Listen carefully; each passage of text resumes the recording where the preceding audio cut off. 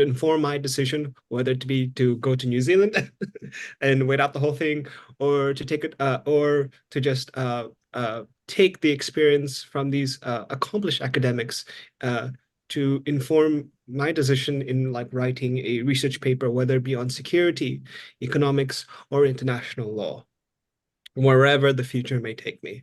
So welcome and have a great time. Please put your questions. We have a Q&A box in the Zoom. Please type your questions in there, and by chance, we'll run through them during the Q&A sessions. Thank you. And we will begin the webinar at approximately 3, so please get comfortable, so get any refreshments, whether it be coffee, tea, water, boba tea, all the other teas, yeah, and all that. And have a great afternoon.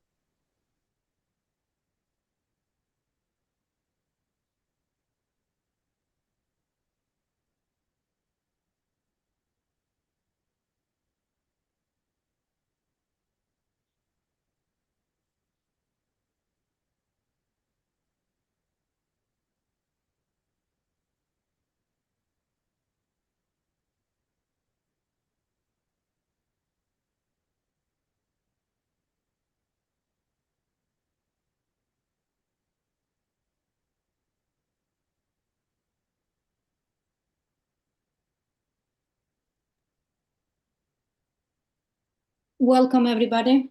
Our esteemed guests, our esteemed speakers, thank you for joining us today for this webinar organized by JUST, International Movement for a Just World. Thank you for being with us this morning, this afternoon, wherever you are. And the webinar topic for today is Indo-Pacific Power Dynamics, the China and United States relationship and its implications for Southeast Asia. So the focus today is Southeast Asia region, and we have with us several of the experts. Most of them are residing in Malaysia currently. Dr. K.S. Nathan, Professor Nathan, welcome. Thank you for joining us. We have here with us as well Dr. Arujanan. Dr. Arujanan will be giving us the opening speech, the opening introduction for this webinar in a few minutes. Thank you, Dr. Aru, for joining us. We also have with us Dr. Chandra Muzaffar, the president for International Movement for a Just World. Thank you, Dr. Chandra, for being here with us.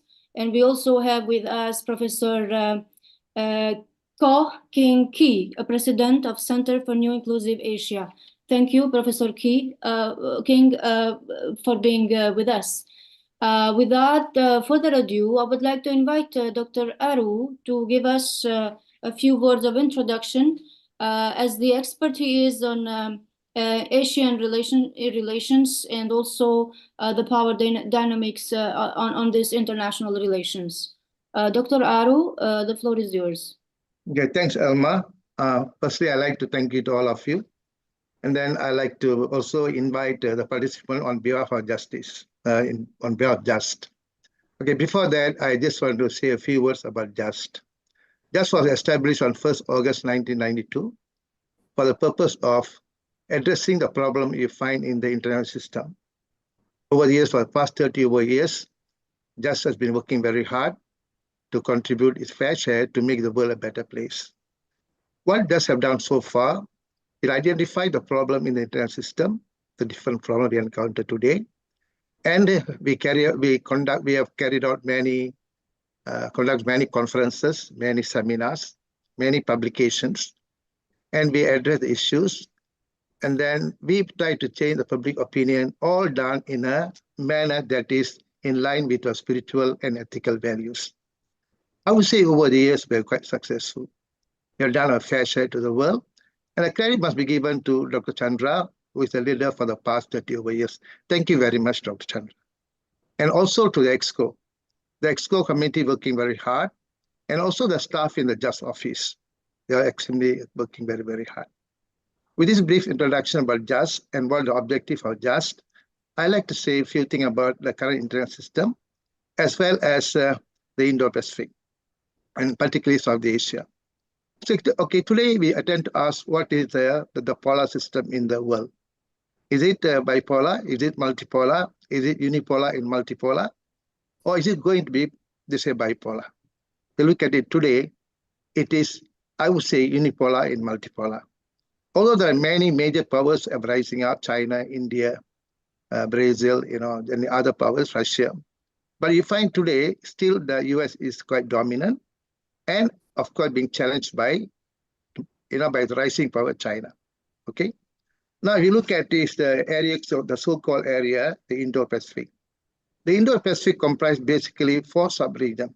The 4th sub-region, first is Northeast Asia, very hot area, comprised of China, Japan, North Korea, South Korea.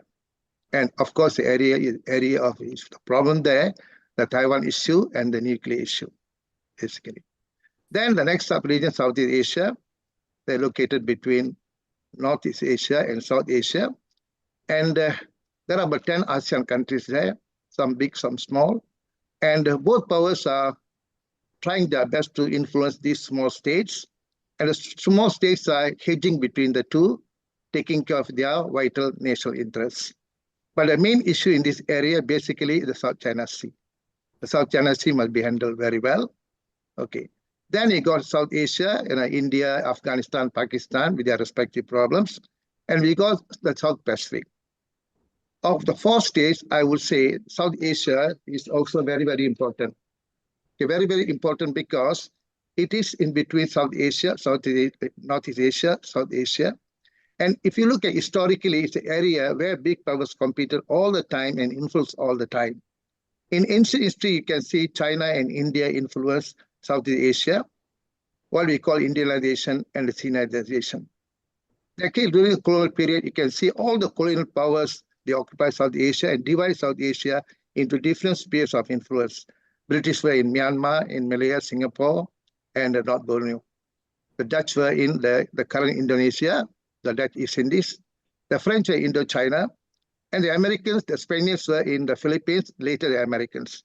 So you can see the interests of these big powers converge and compete and conflict in South Asia. During the Cold War period, you find that the 2 ideologies competed in Southeast Asia.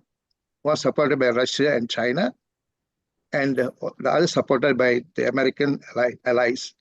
So we find even a big war was fought in South Asia, the Vietnam War. So during the Cold War period, you find that big powers also converge in the area, and also they compete and they cooperate or conflict in this area. Then the post-Cold War area, you find still the competition went on.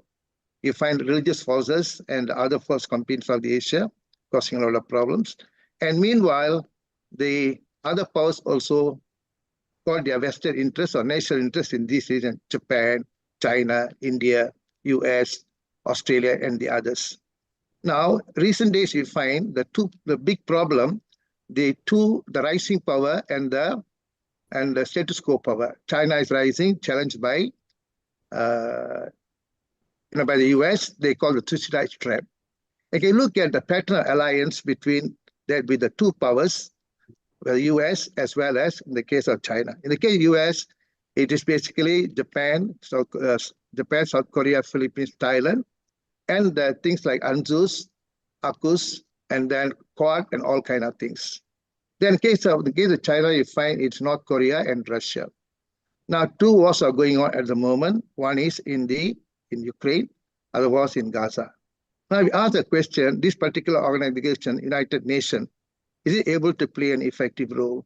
Sometimes I sit down and think back at the League of Nations. The League of Nations failed, led to the Second World War. At the moment, I feel, I could be wrong, I feel as if the United Nations is failing. Those countries with veto power have to do their duty to make the world a peaceful place. So this area called South Asia is, whether we like it or not, going to be a very hot area if you're not careful. I think our objective in this seminar should be how to avoid the conflict in this area and resolve the problem by peaceful means. With this, I stop my introduction in this particular webinar. Thank you very much. Dr. Raro, thank you very much. Again, thank you very much for being with us and sharing your introductory thoughts. Before we invite our speakers to the platform, I'd like to remind everybody that this webinar is actually recorded, is live streamed, and it will also be archived for further subsequent sharing and processing of information. So we kindly assume that the consent of all the speakers is already given. And also, we would like to invite everybody to mute themselves as long as they are not in the speaker platform, to respect the speaker's window and to avoid any kind of background noise. So as long as we respect the speaker's window, let's keep ourselves in mute. We will have the chance to discuss and express our questions and our objectives, if any, during the Q&A session. Of course, during the conversation, the speakers also might be observing or receiving certain discussant interventions, which is very welcome, but we will be limiting our conversation to the main speakers, again, not to the present wider audience, which will be limited to the question and answers window at the end of this webinar. So at the same time, I'd like to say a few words about the background of our first speaker, Professor K.A. Snethan. Thank you for joining us. A few words on your background for the sake of audience are in order. Professor Nathan will be speaking about US-China relations and Indo-Pacific security. We are very eager to hear. Professor Nathan is a Malaysian born in Kuala Lumpur. He holds a PhD in international relations from Claremont Graduate University in California, United States, and also he holds LM from the University of London. He is an advocate and solicitor of the High Court of Malaya, having been called to the Malaysian bar in July 2015. Professor Nathan is currently a senior research fellow at the Asia-Europe Institute in the University of Malaya in Kuala Lumpur. I am very well versed with Asia-Europe Institute. While I was in Kuala Lumpur, I had a few visits there. Dr. Nathan, he served as the director of the Institute of Malaysian and International Studies, ICMAS, in UKM from January 2011 and until April 2013. Okay, so he also served as a senior fellow at the Institute of Southeast Asian Studies, ISEAS, this located in Singapore. He is current president of Malaysian Association of American Studies. Again, Malaysian Association of American Studies. Professor Nathan is the author of several books and dozens of articles. He also has served as a consultant, external examiner, external assessor to several institutions in Malaysia and abroad, in Malaysia, Singapore, and overseas. So with these few words, Dr. Nathan, you're welcome to say or to add anything amiss. And also, we welcome you to start with the speech. As you are aware, 20 minutes have been allocated for your round. However, we are very flexible today, so you do as you please. Welcome. Thank you, Madam Moderator. Well, thanks for the kind introduction. And also, I think Dr. Aru also gave a very useful and comprehensive introduction to the strategic dimension of Asia Indo-Pacific security. So I will focus on US-China relations and Indo-Pacific security in my presentation, and what are the implications for Southeast Asia as well. So let me start by giving a very brief introduction to US foreign policy in Asia, Indo-Pacific. What are the principles that govern US foreign policy in this region, and what are American goals in the Indo-Pacific region? I would say there are four of them: protection of the United States and its citizens and allies, assurance of continuing access to international resources and markets, preservation of a balance of power in the world, and promotion of human rights and democracy. These are principles not only that the US has, but also all countries. But in actual practice, as you know, there could be a departure depending on the kind of strategic or core or national interests that are involved. Now, US policy in Asia, a very brief background. United States is an Asia-Pacific power and has been actively involved in Asia since Commodore Perry's visit to Japan in 1853 during the Tokugawa shogunate. And that period of the Tokugawa shogunate was from 1603 until 1868. And then that led to the subsequent opening of Japan to the West. Equal commercial opportunity was also a principle used or a strategy used in order to justify America's engagement in Asia. In Asia, in the late 19th century, as you know, the US goal was to gain equal commercial access into China, given that other European powers, Britain, France, Germany, Russia, and also Japan, had already established spheres of influence via all sorts of concessions, ports, rail, etc. And they extracted all these from a weak government, the Qing dynasty or Manchu dynasty, that ruled China from 1644 until 1911. So usually the pretext of Western imperialism or colonialism, as you know, has been three-pronged: God, glory, and gold. US occupation of the Philippines from 1899 to 1946. That was a period of American colonialism in Southeast Asia. And then the Open Door Doctrine was a very important document or platform that was used to justify America's increasing engagement with the Asia Pacific. As you know, the United States was a relative latecomer and did not want to be left behind in the scramble for concessions in China. So US Secretary of State John Hay announced the Open Door Doctrine in 1899-1900 with the goal of promoting equal commercial opportunity for international trade and commerce in China and respect for China's administrative and territorial integrity. This open door policy, as you know, lasted until the Maoist revolution in 1949.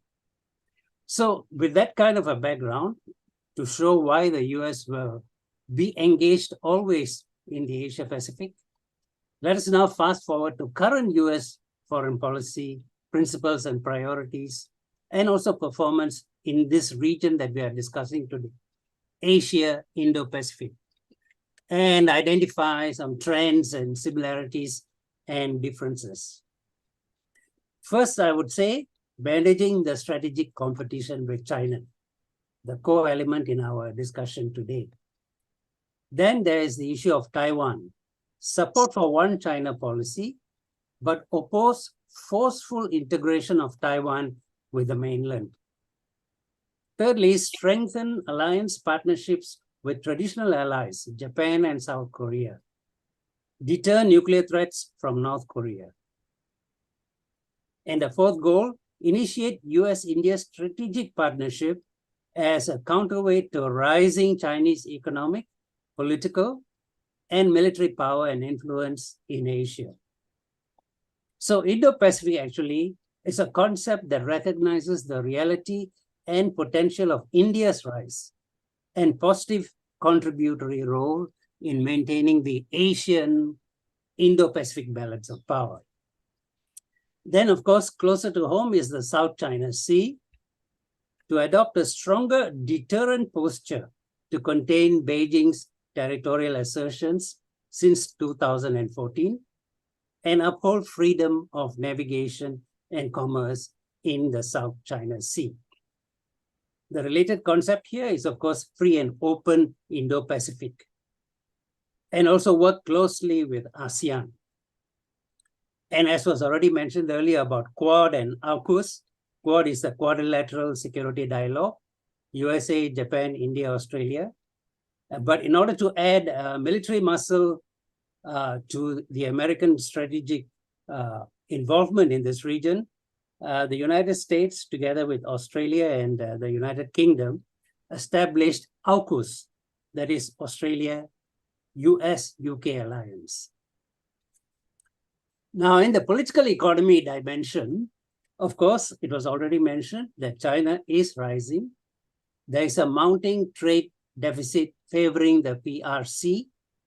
PRC's expanding influence in Africa is another factor through infrastructure financing, BRI, dollar diplomacy. So the wingspan of China is today getting more and more global.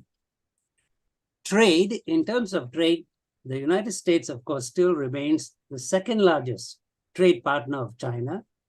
And China is the fourth largest trade partner of the US after Canada, Mexico, and Japan. Infrastructure financing, another area of competition here.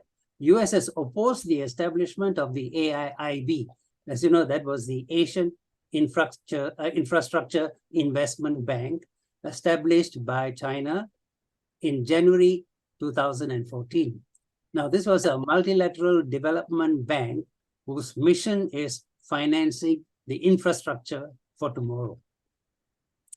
Then US allies also started joining the AIIB because they can see the shifting trends in the balance of power and where economic weight is and why they need to be aligned with rising economic powers. Washington lobbied its allies to decline membership on the grounds that it had unclear governance standards, inadequate environmental controls, and lacks sufficient capitalization to sustain its loans.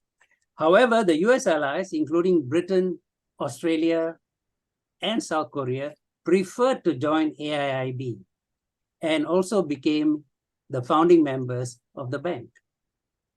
So US sees AIIB, which was established in January 2015, as challenging the Washington-based World Bank, which was established by Washington in July 1944, and the Asian Development Bank, which was established in Manila, December 1966. Two financial institutions with strong US and Japanese influence. Now, in the economic dimension, the Indo-Pacific Economic Framework was proposed by the United States, May 2022. It was launched in Tokyo. And on May 23rd, 2022, President Biden, along with ministers and heads of government from a dozen initial partners, officially launched the IPEF, Indo-Pacific Economic Framework for Prosperity. What was the aim? The framework seeks to advance resilience, sustainability, inclusiveness, economic growth, fairness, and competitiveness for the 14 IPEF economies. The framework also provides tangible benefits that fuel economic activity and investment, promote sustainable and inclusive economic growth, and benefit workers and consumers across the region. Now, the IPEF partners, there are 14 of them, USA plus 13. These are diverse partner countries representing 40% of global GDP and 28% of global goods and services and trade. They are Australia, Brunei, Darussalam, Fiji, India, Indonesia, Japan, Republic of Korea, Malaysia, New Zealand, Philippines, Singapore, Thailand, and Vietnam. So far, they have held 6 negotiating rounds, the last being in Kuala Lumpur in October 2023. Now, let's look at the political dimension of America's involvement in the region and the strategic competition with rising power China. President Biden, he conceptualized what I would call the B3W, Build Back a Better World, B3W. He announced it in June 2021. This was his initiative. Now, it was later branded under PGII, Partnership for Global Infrastructure and Investment, June 2022. Now, this is a West-led initiative for funding infrastructure projects across the world, especially in the global south, the developing world. And you can see it as a counter to China's Belt and Road Initiative. So there is the economic competition that is going on alongside with other dimensions, the military competition, the strategy competition as well.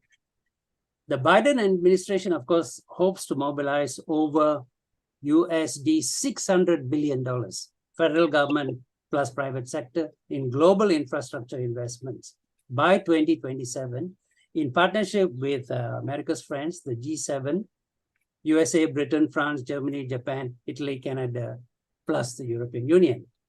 Now, PGII, as you will note, faces stiff competition from China's BRI, the Belt and Road Initiative.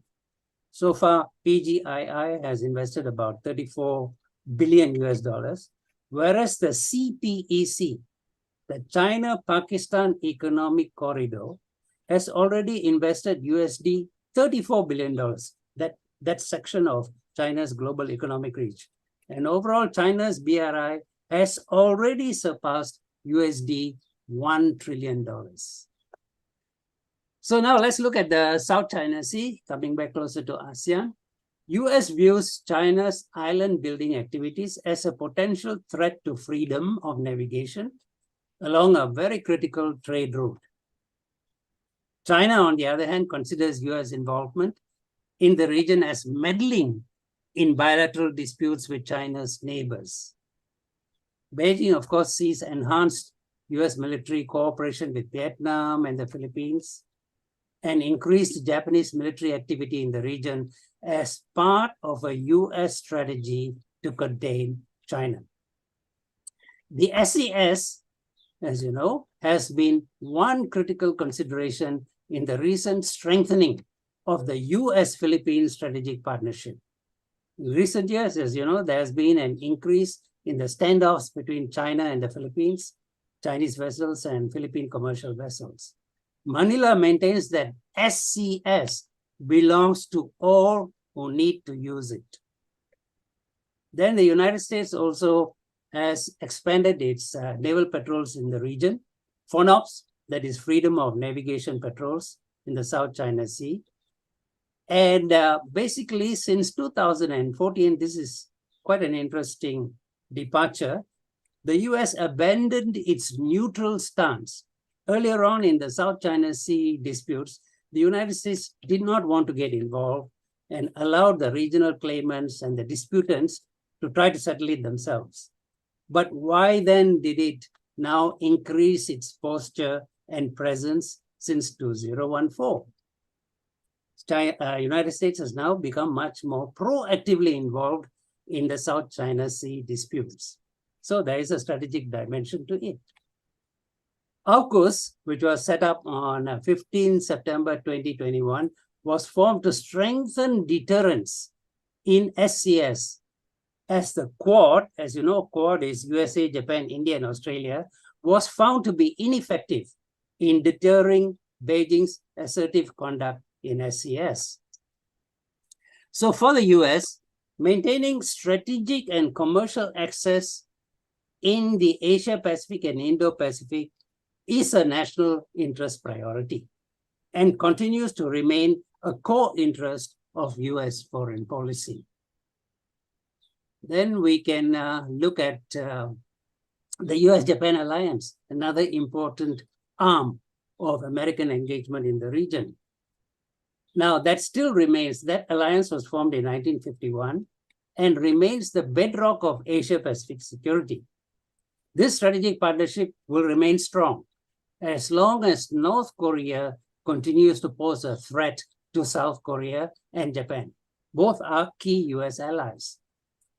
Pyongyang's nuclear threat to Northeast Asian security is viewed seriously by Washington, Seoul, and Tokyo.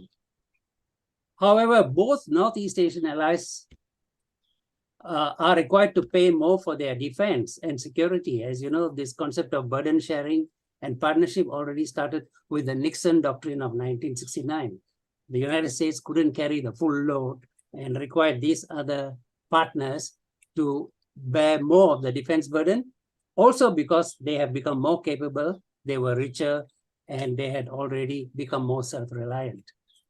Even as Biden supports multilateralism in political, economic, security, and other dimensions in US relations with the Indo-Pacific, Asia-Pacific, bilateralism, I would argue, is still a dominant feature of US engagement. The Biden administration has strengthened security and economic partnerships, as you know, over the last few years with Japan, South Korea, India, and Australia.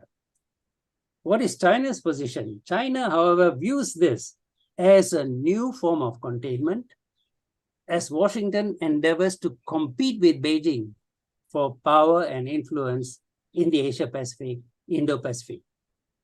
A little ought to be said also about US-India relations, because in the Indo-Pacific concept of the United States today, India is a very important actor vis-a-vis China. Recent warming of bilateral ties is closely linked to the strategic value of India in US balance of power and deterrence strategies in the Asia-Pacific and the Indo-Pacific regions. India is rising in priority vis-a-vis China. So a little bit on the US-India relationship from Trump to Biden. Like his predecessor, Trump, Biden does not see India as threatening US global role and supremacy, unlike China and Russia, which are seen as major power rivals to the US. Should also be noted, India rejects hegemonism in international relations. Biden welcomes US-India cooperation in countering Beijing's influence in Asia. Last year, as you know, Prime Minister Modi visited the United States, was given a very warm reception by both houses of Congress. Now, this suggests as the US views India's role in Indo-Pacific as complementing US goals vis-a-vis China. So Biden is exploring the potential of the Quad, US, Japan, India, Australia, as a deterrent to rising Chinese power in Asia. But it is a security framework, it must be said, that is fragile. India is reluctant to participate in any military containment of China. The US immediate response was the formulation of AUKUS. It wanted to give more teeth to its military engagement in Southeast Asia vis-a-vis China. So Australia and UK, of course, they are much more willing partners. If you want to put it in jest, they also call the Anglo-Saxon suspects, together with Canada. A military alliance firmly under US control to serve as a counterweight to Beijing's military expansion in Asia, Southeast Asia. Coming closer to the end. Okay, Southeast Asia. Where is ASEAN in US list of priorities? Talking about US-China competition and impact on ASEAN. Where is ASEAN? ASEAN is less priority because it is less of a headache for the US. The ASEAN momentum apparently does not polarize, although it procrastinates decision-making. However, US-ASEAN institutional dialogue relations remain strong, despite US and ASEAN's frustrations for lack of leverage in encouraging political reform in Myanmar after the military junta toppled the government led by Aung San Suu Kyi. Post-Cold War, US focuses more on building defense capacity of regional allies, that is, more burden sharing. COVID-19 pandemic era, the non-traditional security issues such as health, security, sustainable development, green technology, climate governance have acquired greater importance in US-ASEAN development cooperation and capacity building. So in Southeast Asia, the Biden administration aims to compete with China, but not contain it. This is something we can debate. Washington supports ASEAN centrality and wants to strengthen its engagement with ASEAN via dialogue, diplomacy, and development. These tools are seen as complementing the US strategy of deterrence, especially in the South China Sea.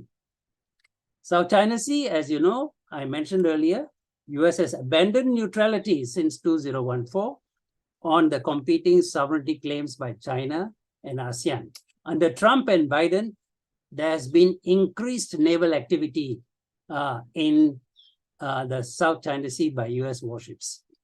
US Indo-Pacific strategy under Biden, what can we say? One, strengthen Quad, US, Japan, India, Australia, and where Quad is lacking in military muscle to address perceived geopolitical threats from China, AUKUS was formed in September 2021 to do standby duty.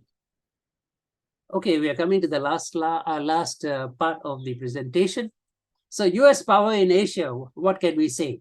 US will remain a major Asia-Pacific, Indo-Pacific power.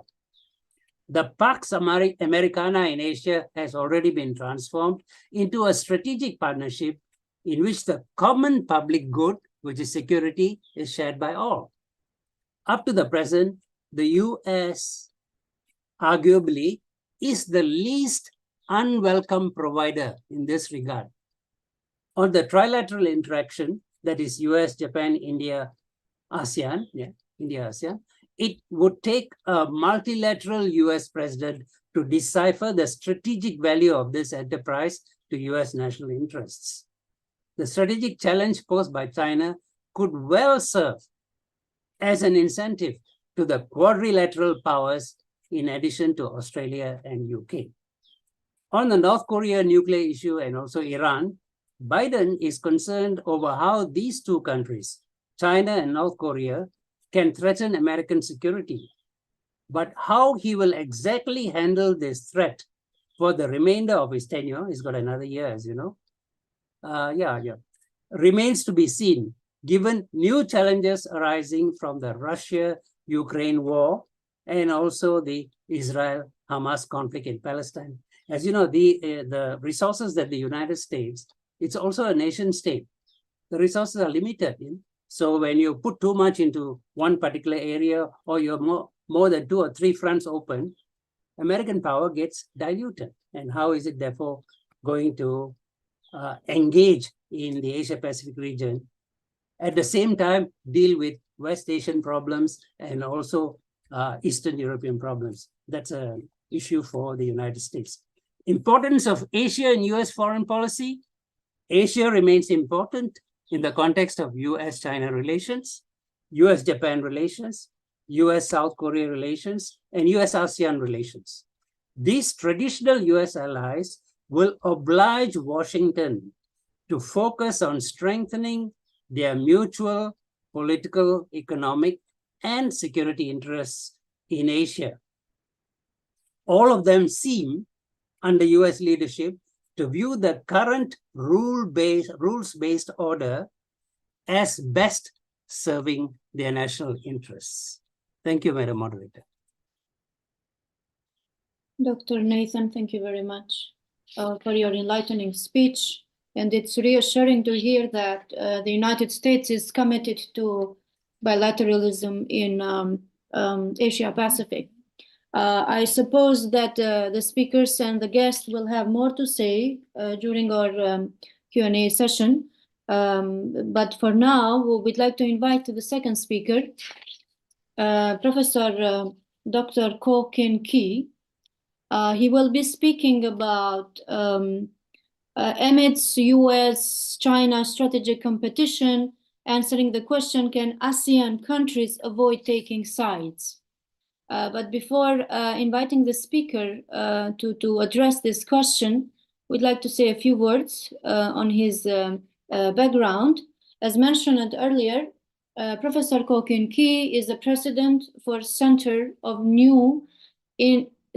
for New Inclusive Asia. It's an NGO, Malaysian think tank. He is also the founder and president of East-West Bridge, an international platform to promote civilizational engagement for global peace and prosperity. And also he is the co-vice chairman of the International Academic Network for a Community with Shared Future. Professor Ko is adjunct professor at Taylor's University, Malaysia, currently president of Dr. Wu Lien Teh Education Society, Malaysia, as well as director of the China Belt and Road Desk, Baker Tilly Advisory, Malaysia. He is formerly the research director of Parti Keadilan Rakyat, Malaysia, and also the founding secretary general of Tan Kah Kee Foundation, Malaysia. So he is also, just like Professor Nathan earlier, an author of the dozens of books and articles. One of the books important to and noteworthy here is The New Era in Today's China. Okay, The New Era in Today's China. Hopefully Professor Kin Ko will share with us more on this. And also, as well as while addressing the main question, can ASEAN countries avoid taking sides? Professor Kin Ko, can you hear me? Yes, I can. The floor is yours. Thank you for being with us. Thank you.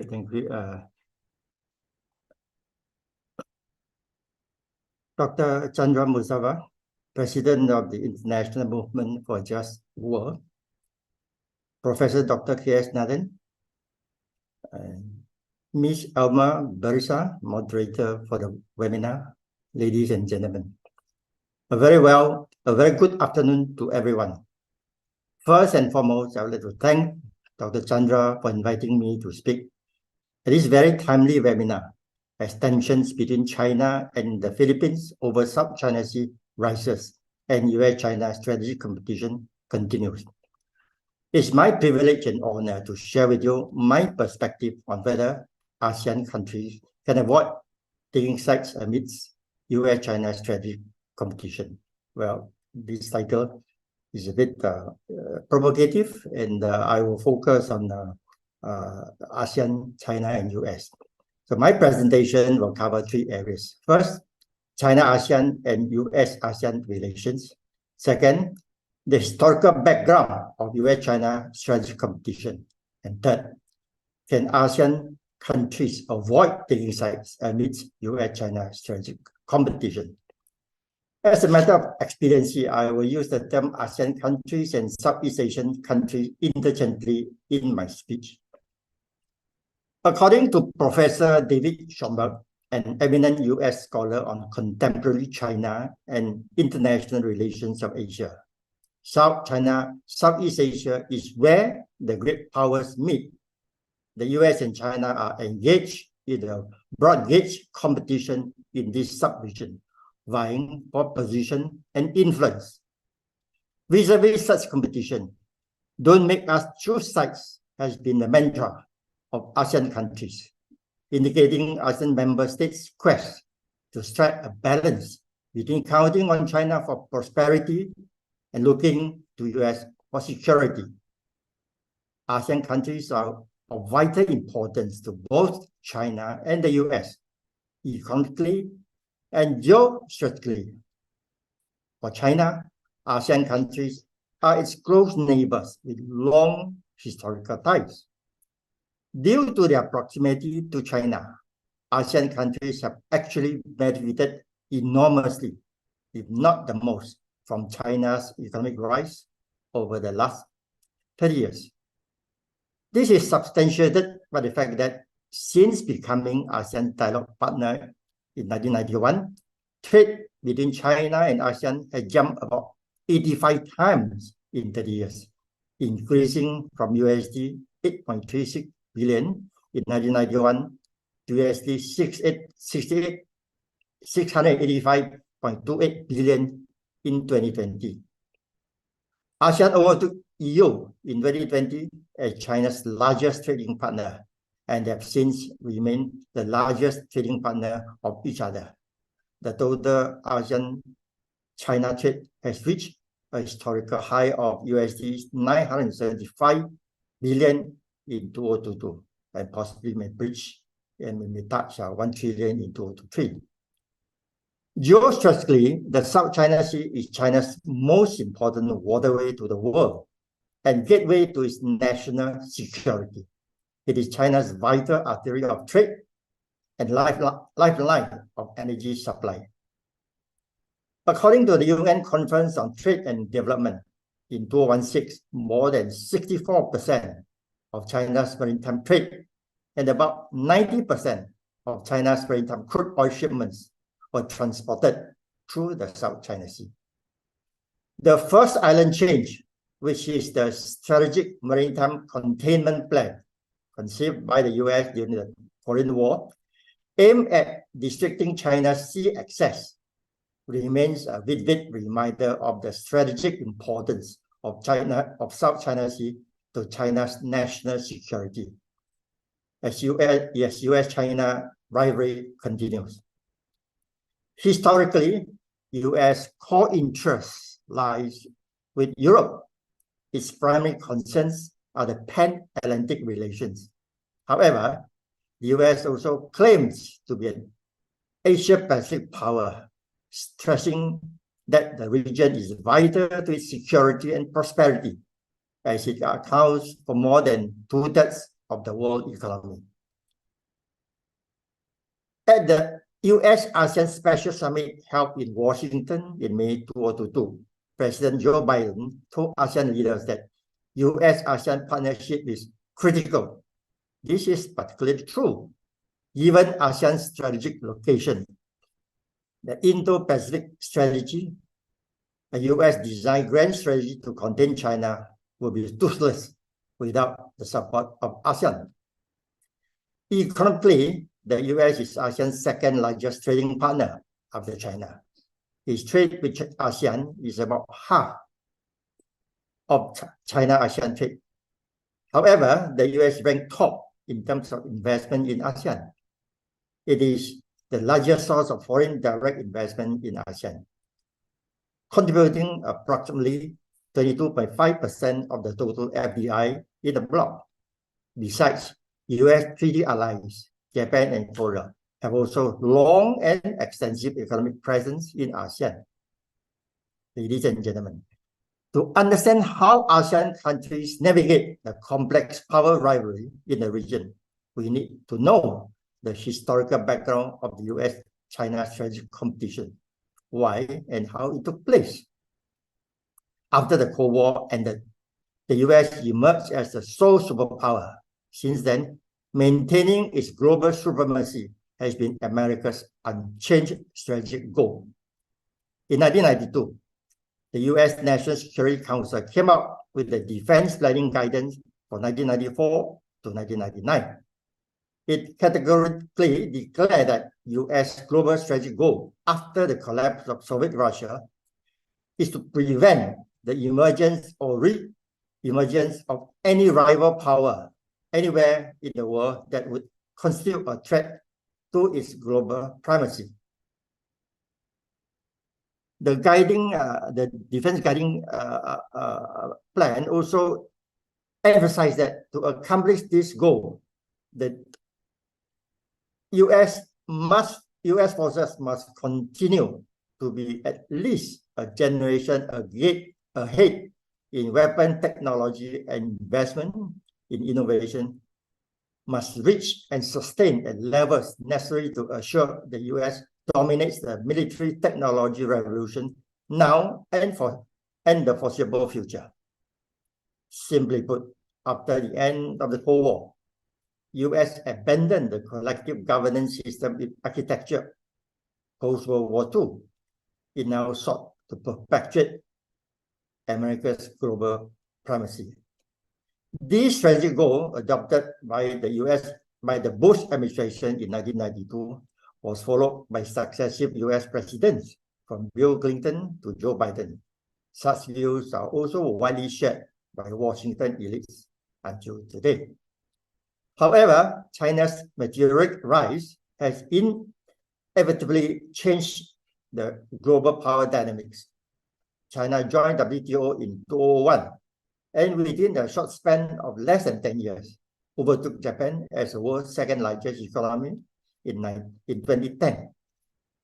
China became the world's manufacturing powerhouse and surpassed the US as the world's largest trading nation in 2013. US overt containment of China began with Obama's pivot to Asia strategy in 2011, which was later relabeled as rebalance to Asia and the Pacific. Under this strategy, the US shifted its stand from the South China Sea dispute from not taking side to lending its support to the Southeast Asian claimant countries in the dispute. This marked the beginning of US involvement in South China Sea dispute, which eventually turned the South China Sea into the battlefield of US-China strategic competition. US-China relations plummeted under Trump as he launched a trade war with China and stigmatized COVID-19 as Chinese virus. He described China as a strategic competitor and a revisionist power, trying to shape a war antithetical to US values and interests. Joe Biden took even a more tougher position on China after he assumed office in 2021. The US National Defense Strategy 2022 asserted that the PRC is the only country with both the intent to reshape the international order and increasingly the economic, diplomatic, military, and technology power to do that. According to the US Secretary of State, Antony Blinken, as US cannot rely on Beijing to change its trajectory, it will shape the strategic environment around China to advance US geopolitical interests and vision. The South China Sea is obviously a perfect spot to shape the strategic environment around China. Destabilizing the South China Sea will stir up nationalist sentiments of China and ASEAN countries, thereby hurting their relationship. ASEAN countries, therefore, must be mindful and careful not to become an inadvertent actor in helping the US to shape the strategic environment around China. Ladies and gentlemen, Xi-Biden meeting in San Francisco on November 18, 2023 appears to have stopped further decline in US-China relations and paved the way for the normalization of strained relations. However, owing to the divergent nature and goals of the political and economic systems of the two countries, strategic competition between US and China is unlikely to abate. In fact, US-China strategic competition may intensify as Washington regards China as a pacing challenge and the most consequential strategic competitor of the US for the coming decade. ASEAN countries must therefore be ready to endure a protracted period of intense US-China strategic competition. ASEAN attitudes are of not taking side in the US-China rivalry appears to align with its best interest for now. However, maintaining such neutral stand has become increasingly more challenging. Southeast Asian countries live at the intersection of the interests of various major powers. It is difficult to totally avoid making a choice that could have geo-economic or geopolitical implications. For example, picking Huawei 5G technology may be deemed as taking side. In the name of building a more resilient global supply chain, the US is pursuing a strategy of de-risking from China to friend-shoring or near-shoring. This could destabilize the regional integration trend in the Asia-Pacific, as China's efficient manufacturing ecosystem is not replicable. US relentless suppression of Chinese technology companies through blacklisting, sanctioning, or outright ban of advanced technology, such as high-end chips, EUV lithography machines, and smartphone operating systems will push China to be technological self-independent. This may eventually lead to the bifurcation of the technology world, with China on one side and US on the other. Under this scenario, ASEAN countries will be forced to take a stark choice of which camp to join. With the steady rise of China and the gradual decline of the US, Asia-Pacific is going through a period of power transition. A more confident China will likely to pressure others to align with it, and likewise US, thus making the ASEAN countries' balance of power stance even more stressful. An added dimension of the US-China strategic competition is the role of US close allies acting as surrogates or proxies for US, which may tilt the balance in favor of the US. Japan has long and extensive presence in Southeast Asia. It is ASEAN's third largest trading partner and the second largest source of foreign direct investment for ASEAN. After the trilateral Camp David summit of the US, Japan, and Korea in August 2023, Japan has been particularly active in engaging with Southeast Asian countries, including the supply of weaponry. Japan joined the 10 ASEAN member countries in the first ever joint military drills, known as the ASEAN Solidarity Exercise, in September last year. Ladies and gentlemen, coming back to the issue of ASEAN member countries' quest to strike a balance between counting on China for prosperity and looking to US for security, I would say it is unlikely that any major military conflict will take place among Southeast Asian countries. All ASEAN members and dialogue partners, including the US and China, are signatories to the Treaty of Amity and Cooperation in Southeast Asia. And historically, China has never invaded any ASEAN countries. Therefore, the chances of a serious military conflict taking place in ASEAN is rather remote in this regard. Looking to the US for security appears to be a pseudo proposition. US is a country thousands of miles away from Southeast Asia. Its interest in ASEAN is mainly geopolitical. Thus, its relationship with Southeast Asian countries are transactional. For China, ASEAN countries are its immediate neighbors. Its interest in Southeast Asia is comprehensive, both economic and strategic, and must necessarily be long-term and win-win. China and ASEAN are a natural community with a shared future. ASEAN and China upgraded their relationship to comprehensive strategic partnership in November 2021 and have started negotiation on the third version of the ASEAN-China Free Trade Agreement.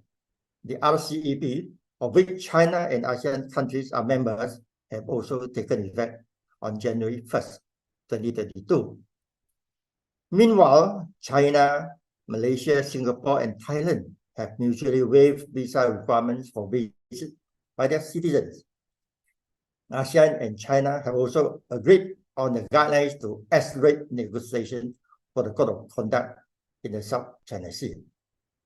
All these positive developments, without questions, will strengthen people-to-people bond, accelerate economic integration, and enhance political trust between China and ASEAN. Ladies and gentlemen, amidst tension between the US and China, ASEAN countries often express their fear of having to choose one over the other. I hope it does not happen soon. Mr. Lee Hsien Loong, Prime Minister of Singapore, at a press conference held at the close of the ASEAN Summit in 2018 said. However, judging from the fast-changing geopolitical landscape in Asia Pacific, the day that ASEAN countries have to choose sides may come much sooner than expected. Thank you.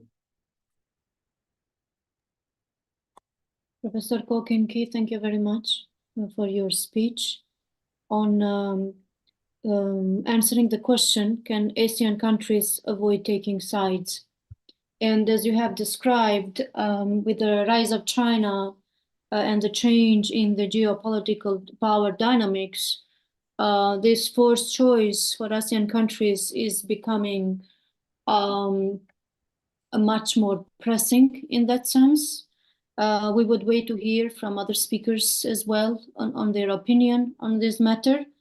And as we do so, we would like to invite the third speaker, Dr. Chandra Muzaffar, to answer, to basically address the question on Southeast Asian encounters with the US and China. And before Dr. Chandra takes the floor, I'd like to say a few words on his background for the sake of audience. Dr. Chandra Muzaffar is the president of the International Movement for a Just World. It's an international NGO also based in Malaysia, which seeks to critique global injustice and to develop an alternative vision of a just and compassionate civilization guided by universal spiritual and moral values. Some of this was also cited earlier by Dr. Arun. Dr. Chandra has published extensively on civilizational dialogue, international politics, religion, human rights, and also Malaysian society. He is the author and editor of 32 books in English and Malay. Many of his writings have been translated into other languages. Among Chandra's latest publications are A World in Crisis, Is There a Cure? And Reflections on Malaysian Unity and Other Challenges. In 1977, Dr. Chandra has founded a multi-ethnic social reform group called Aliran Kesadaran Negara, widely known as Aliran, which he led for 14 years. Today, apart from his role in JUST, Dr. Chandra sits on the board of a number of international NGOs concerned with social justice and civilizational dialogue.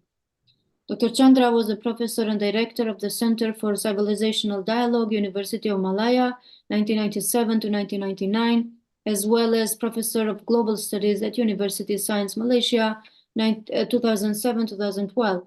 Dr. Chandra has traveled extensively abroad, overseas, giving lectures and speaking seminars and conferences.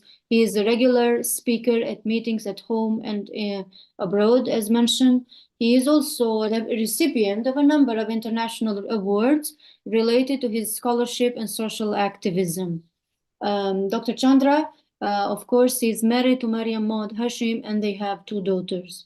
Dr. Chandra, it's a pleasure having you here. The floor is yours. Thank you, Elma. Fellow panelists, friends, peace be with you. I'm happy to participate in this webinar, partly because the webinar has afforded me the opportunity to learn a great deal about China, ASEAN, US-ASEAN relations, and about the pressing challenges that confront us in this part of the world.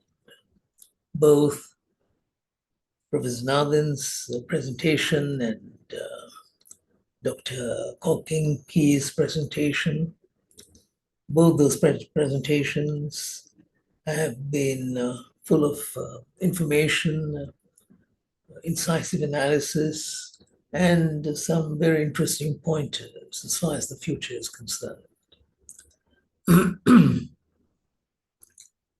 Dr. Arujinan set the right tone for this webinar, and I think you have handled your role as moderator very well, Elma, and that has helped as far as this webinar is concerned. I would also like to mention here that there is a person that we're missing in this webinar. In the original list of speakers, we had Professor Zakaria Ahmad as one of the speakers. Unfortunately, Prof. Zakaria is down with COVID. Suddenly, the sort of a thing happens and he's not able to participate. It is such a pity because Zach and I actually go back a long, long time, our relationship. We were classmates at the University of Singapore in political science. We'd known each other very well. We were housemates for a while in Penang when he first joined the USM as the assistant lecturer. And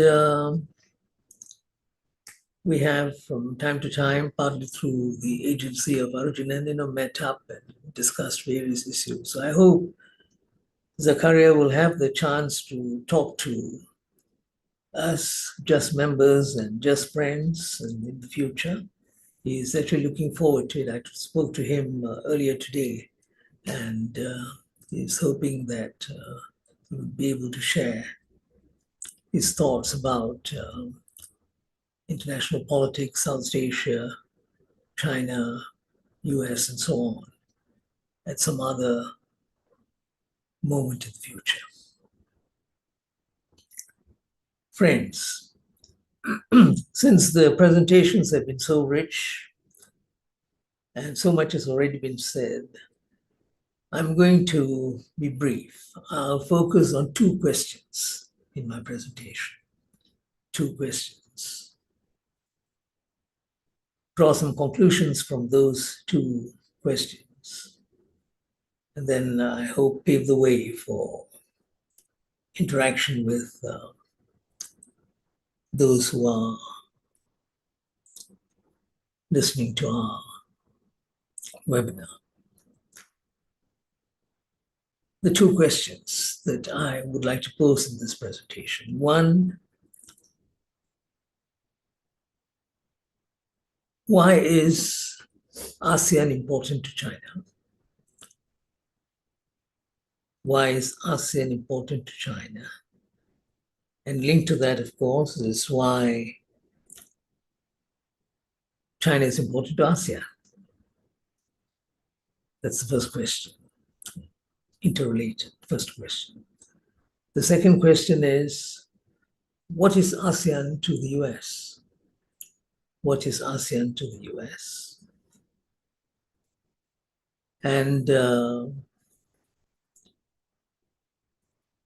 what is the US to ASEAN, conversely?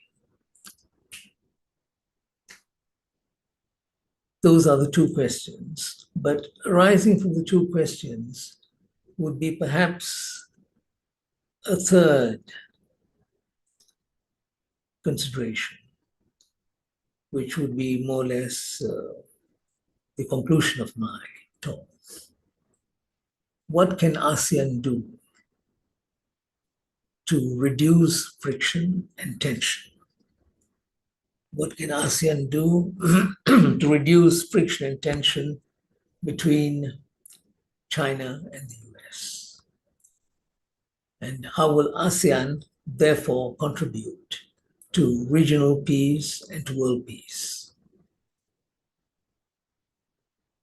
That I think is the real challenge for ASEAN. And I speak as a citizen of ASEAN, also speak as someone who is very committed to ASEAN, which is why I raise this important issue.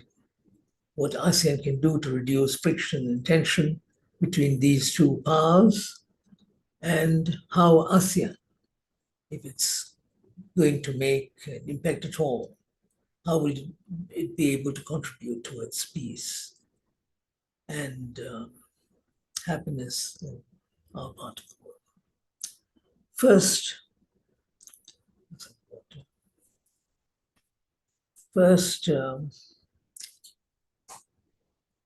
what does ASEAN mean to China?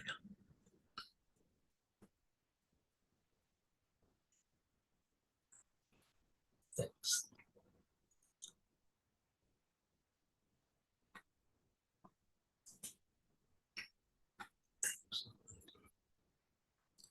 What does ASEAN mean to China? From the Chinese perspective, it appears to me, ASEAN is vital. Why? Because ASEAN is China's neighbor. And this concept of neighborhood in international politics is very important. For the Soviet Union, when it was around, the Central Asian republics and the East European states were very important. They were so vital to the Soviet Union that if you look at the collapse of the Soviet Union, it had a great deal to do with what had happened in these two areas of the world and its impact upon the Soviet Union. So that's what neighborhood means in international politics. Look at the United States of America. Latin America, the whole of Latin America, Central, South America, the Caribbean. That area is very vital to the United States, which is why the world almost went to war when Soviet missiles were stationed in Cuba in 1962. I'm sure you remember this as the missile crisis in Cuba in 1962. Because for the Americans, this was unthinkable. Their neighborhood, a nation very close to the Soviet Union, and more than that, that nation was hosting missiles from the Soviet Union. Whatever the interpretation and the merits and demerits of how the situation unfolded, we cannot run away from the fact that it became a major global issue. It led to tensions which people thought at that point would really lead to a world war. It was diffused, fortunately for all of us. So you see how important one's neighborhood is. And for China, ASEAN is its neighborhood. It's not just any other geographical area. It is vital to China's definition of its own well-being. It would not want to see ASEAN under the control, dominance of someone else, to put it very bluntly. The Chinese would be very concerned. They'd be very concerned what this would lead to. So this notion of neighborhood and our willingness to recognize this as a factor in international politics, how the neighborhood relates to big power, powerful nation, that is something that one has to keep in mind.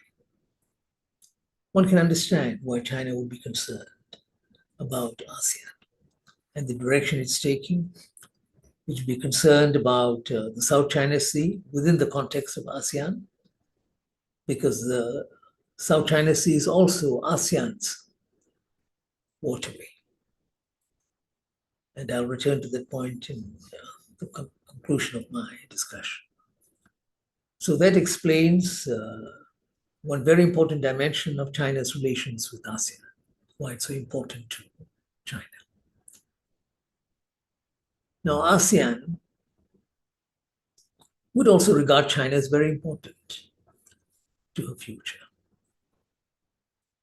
as it has always been important all these centuries to this region. This is a point that is seldom highlighted in the mainstream conventional media, that ASEAN's relationship, and if you look at the individual states, ASEAN, of course, is new as an entity. But if you look at the individual states, the kingdoms in this part of the world, their relationship with China is a long-standing relationship. It goes back hundreds, perhaps even 2,000 years. There has been some sort of interaction or other between the various kingdoms and states in this part of the world and China. And that is important from an ASEAN point of view, because in spite of the fact that this is a big nation, has always been a big nation, an important nation, China, historically, important nation, with a lot of influence, with a great impact, and right up to the end of the 18th century, China was actually the world's largest economy. This again is ignored. 23% of the global GDP came from China. And next to that was India. But this is ignored in many writings and so on, how important these two economies were before the rise of the West, so to speak. So you had ASEAN living next door to this huge economy, very good relations for a very long while, no attempt at all by China, and this is important from an ASEAN perspective, to control, dominate, and determine the future of ASEAN as such. China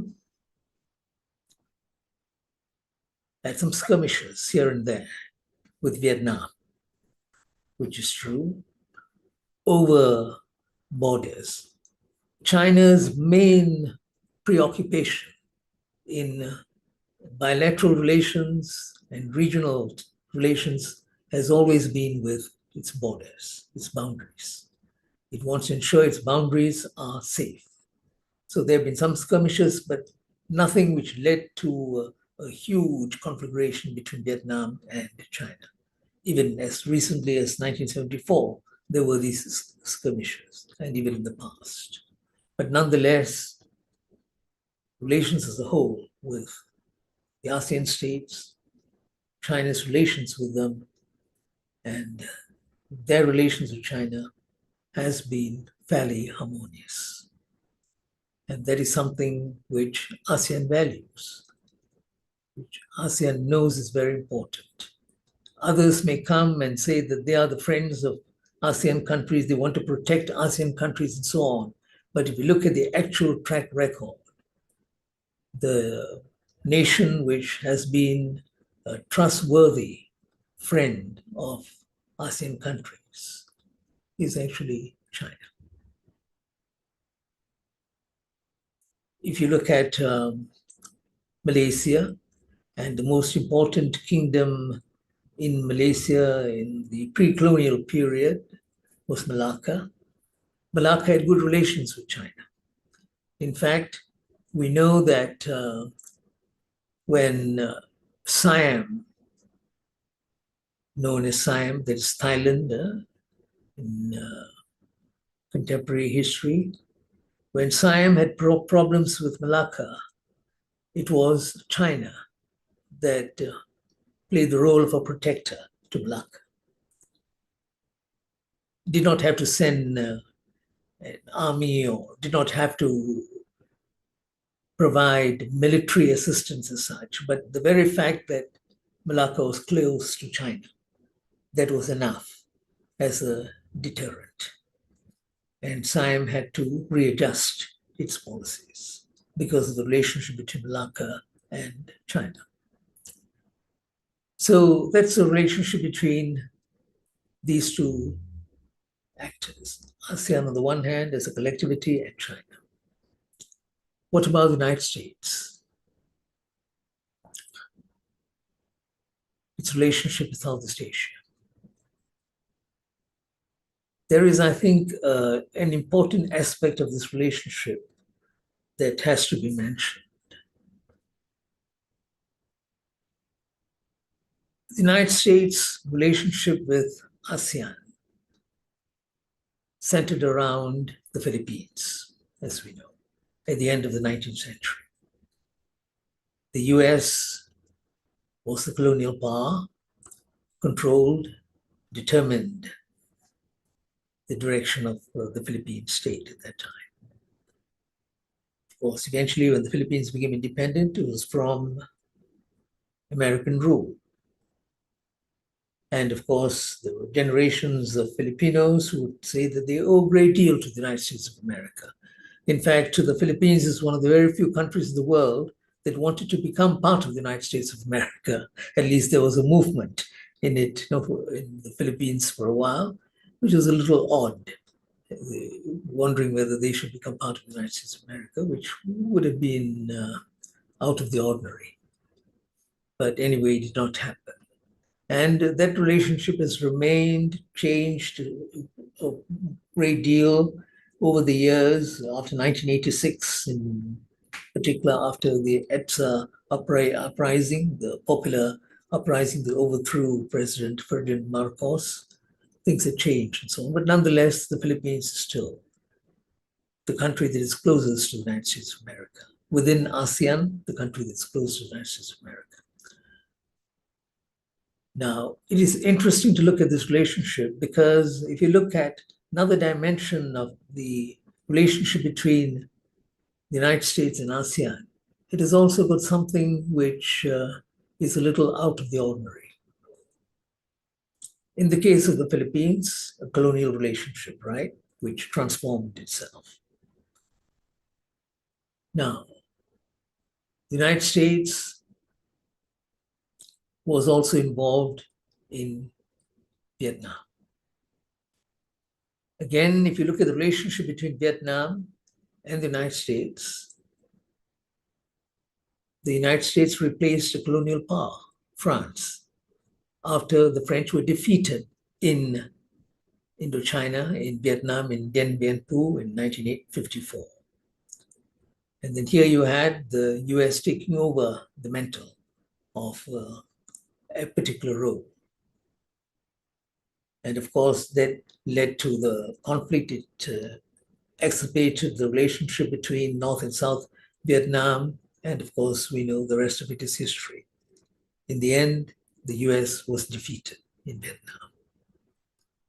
So the significance of ASEAN to the United States of America is also because it is that region in the world where the US was actually defeated. Its first major defeat after the Second World War was in Vietnam. And it was an ASEAN country. So the United States related to ASEAN right from the beginning from a different wicket from China, as you can see. Yeah. It was colonial, it was a defeat, and the way in which the relationship changed after that. Of course, Vietnam and the US are friends today, but it is a different sort of history and a different sort of relationship. The US has continued to want to play a major role in this region, partly because of strategic reasons, because of the importance of the South China Sea, the Straits of Malacca, Sunda Straits, and so on, trade, and because of the US's interests in both ASEAN and in other parts of the world. They see this as critical to them, their relationship to ASEAN, because it facilitates the dominant role that they've been able to play.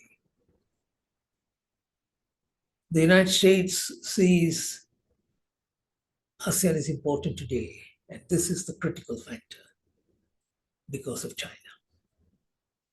In other words, because ASEAN is China's neighbor. ASEAN has acquired a certain significance in American calculations today.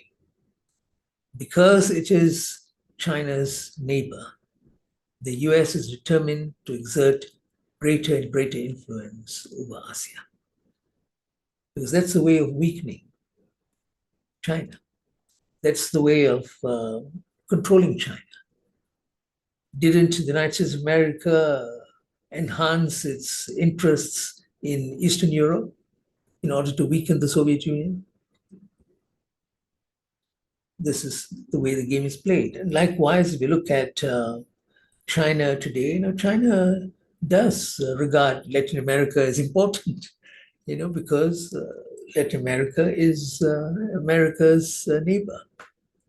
And she has got very good relations. And I think every time a Latin American country decides to cut ties with Taiwan and establish ties with China instead of Taiwan, that is big news for the Chinese. So that factor has become very prominent in defining the relationship between the United States and ASEAN. The fact that ASEAN is so important to China. Now, given this scenario, earlier we talked about China and ASEAN. Just a while ago, we talked about the United States and ASEAN. What sort of role can ASEAN play in this sort of situation? Let me begin by saying there's something that ASEAN should not do. ASEAN should not get embroiled in this tension-filled, friction-filled relationship between China and the US. Whether she will succeed or not is another matter, but on its own, ASEAN should not get embroiled. Because if ASEAN gets embroiled, it is going to be to the detriment of ASEAN as a whole, the whole of ASEAN. If the 2 or 3 states become very, very close to China, or another 2 or 3 states become very, very close to the US, if they take part in the conflicts, the maneuvers that are happening and will continue to happen in the future, it would be detrimental to ASEAN as an entity. ASEAN is a successful regional entity. Some would argue the most successful in the world today, given what's happened to the European Union in recent years. So let's strengthen ASEAN. That, to my mind, is the great challenge facing us, those of us who live in ASEAN. To strengthen ASEAN internally, strengthen ASEAN in terms of interstate relations within ASEAN, and strengthen ASEAN's position in the world as a whole.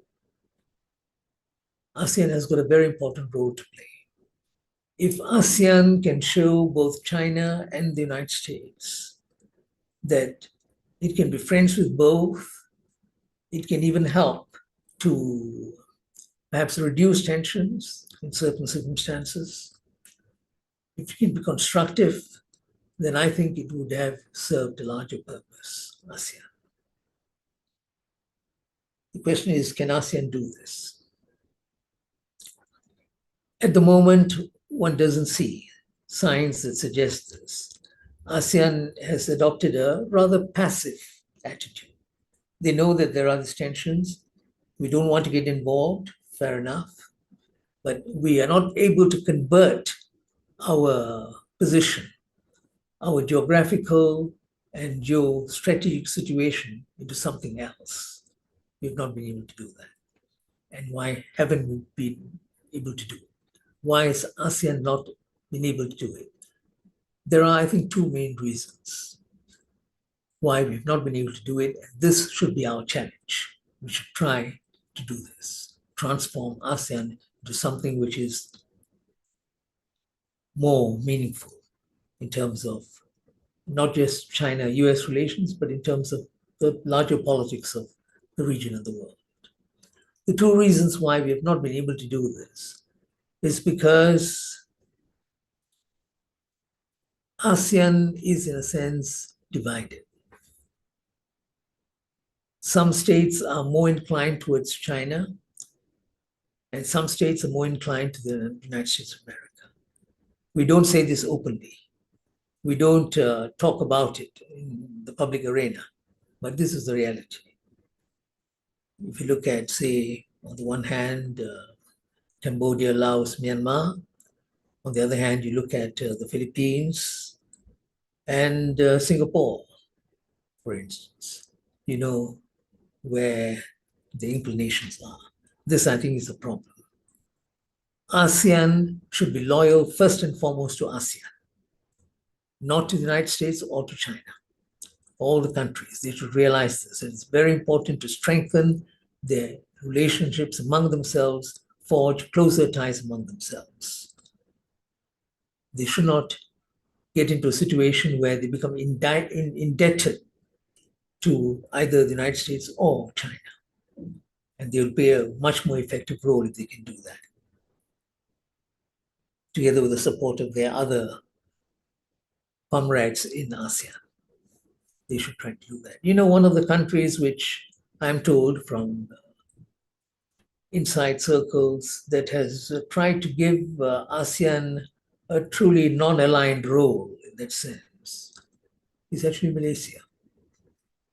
Malaysia has done fairly well in playing this sort of role. I mean, when it had to take a strong stance against China, it did at an ASEAN meeting, at an ASEAN regional meeting. When it has had to take a stance against the United States, it has.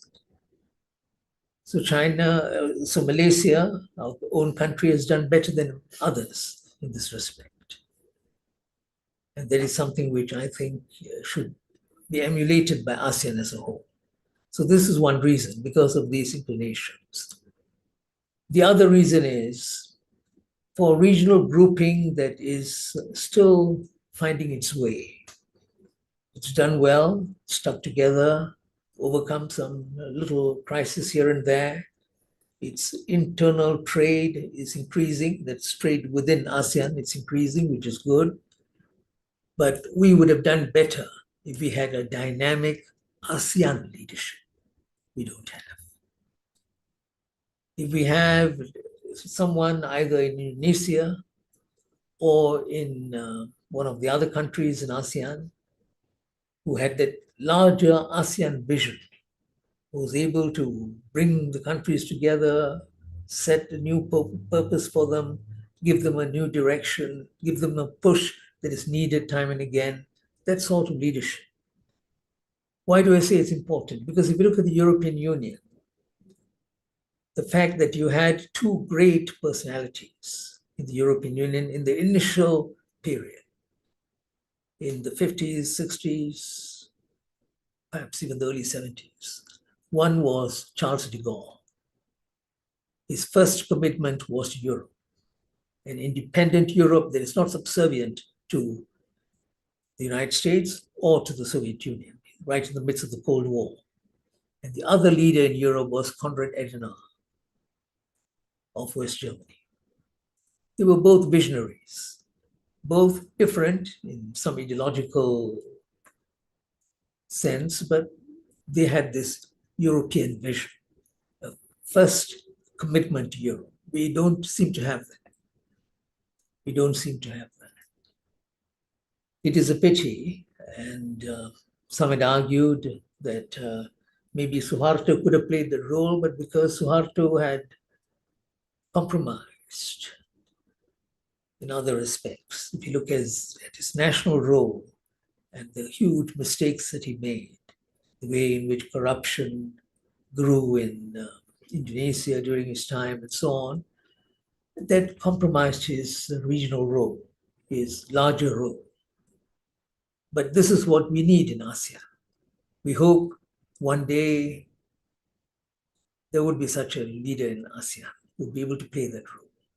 Maybe not just one leader, 2 or 3 leaders who have got that ASEAN drive, that ASEAN vision, who will be able to carry ASEAN forward, especially at this critical time. So these are, I think, the reasons why we don't seem to have been able to forge a more powerful identity as a regional entity.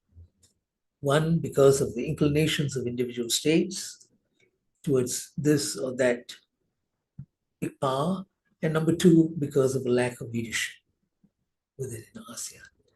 But this, to my mind, is very, very critical. ASEAN has to play that role. ASEAN has got 670 million people. It's a very big entity. It is very rich in terms of natural resources. It is a much more stable and peaceful part of the world compared to many other parts of the world. Today, one can argue that ASEAN is one of the most peaceful regions in the world. So we should be playing that role. A much more important, more dynamic role, which would help both US and China in the end, because in the end, they will have to respect ASEAN, these 2 countries. And they will have to respect ASEAN's independence and also adjust their own behavior at the regional and international level to suit the role of this entity, whose power they will respect. But we have not been able to do that. So this is what I think we should do. In other words, the key to harmony between the US and China, since we're talking about these 2 countries, the encounters in Southeast Asia, the key actually lies in ASEAN. It lies with the ASEAN countries. If we can play a more meaningful role and give ASEAN the greater meaning, I mean, just take something very insignificant in a sense, to give you an idea of why we have failed. If you look at ASEAN countries, the curricula of the schools, secondary schools in all the ASEAN countries, how much emphasis is given to ASEAN as such? Hardly. People know so little about their ASEAN neighbors, Singaporean, a Malaysian, Indonesian, a Thai, a Laotian, how little they know about each other. The history, the geography, the cultures, the heritages, they know so little. That's because we don't really have a personality as such. In that sense, Europe, in an earlier stage of the European Union, when it was beginning to evolve, it had done a much better job. Dr. Chandra, I think there's been some studies about the awareness of ASEAN among ASEAN youth versus the awareness of Europeans youth for European Union. But identity as such shouldn't be seen as a make it or break it factor. Even though the awareness in ASEAN is lower, the commitment and like you said, the dedication to peace could be a key factor. Yeah, true. But that is a dedication, to peace, which doesn't really exist at the level of the masses as such. It is governments, and because of situations that we have been able to avoid, a war and all the rest of it. But in terms of people's understanding of peace, ASEAN, of the systems of governance, what we can do, how much potential we have, I think it is still very low in ASEAN. Yeah, almost non-existent. The empirical data showed that it was very, very low. Yeah, it is low. That I think is sad. So let me now conclude by saying that, yes, ASEAN could become the cockpit of conflict. The danger is there, without any doubt at all, between the US and China. And the conflict which would be pivotal, which would determine the future of these 2 huge nation states would actually be a conflict involving this region, because that's where the question of power would be defined. ASEAN is a neighbor of China, and the US is wanting to weaken China's position. This would be the conflict which would be detrimental to the region. We can play a role, we can do much more, and I think this is what we should be working towards. And perhaps civil society groups like JUST and many other groups, they can do something to help increase this consciousness, this awareness, and more than that, a commitment, a genuine commitment to a different vision of ASEAN and the region as a whole. Thank you very much. Thank you, Dr. Chandra. Thank you. And with this, as mentioned earlier by Dr. Chandra, unfortunately, Dr. Zakaria is not with us today. We wish him a speedy recovery. Therefore, we are missing actually his speech. We only have to close with the three speakers. And now we have come to the discussion part, conversation. The speakers are welcome to engage and perhaps intervene in each other's major points made during the speech. And the floor is open as well for question and answer by the audience. As we speak, we are receiving a few questions, and also we have received a few earlier. But before we start addressing the question, Dr. Chandra, please allow me a minor comment about the neighborhood part, and also about the China as a peaceful factor, historically speaking. One of the reasons why we sort of imagine China as a peaceful factor, again, historically speaking, is because China didn't take the fleet and go and occupy Europe, for example, like the Europeans did. They came to Hong Kong, they came to Indonesia, Philippines, and so on. But I am afraid that this is a little bit simplistic. Not because I don't want China to be that kind of peaceful factor, historically speaking, and as you know, at a present day, we really wish that very much. But I am afraid that there is a little bit of risk there if we paint the picture too rosy for China as a global factor nowadays. Let's say Belt and Road, it's really a very good initiative. I used to see it like completely in economic terms, and then during our discussions with the Chinese Malaysians in our forums across the years, they were the ones who actually pointed to some of the risks and dangers from the Belt and Road initiatives, not to mention the South China Sea disputes.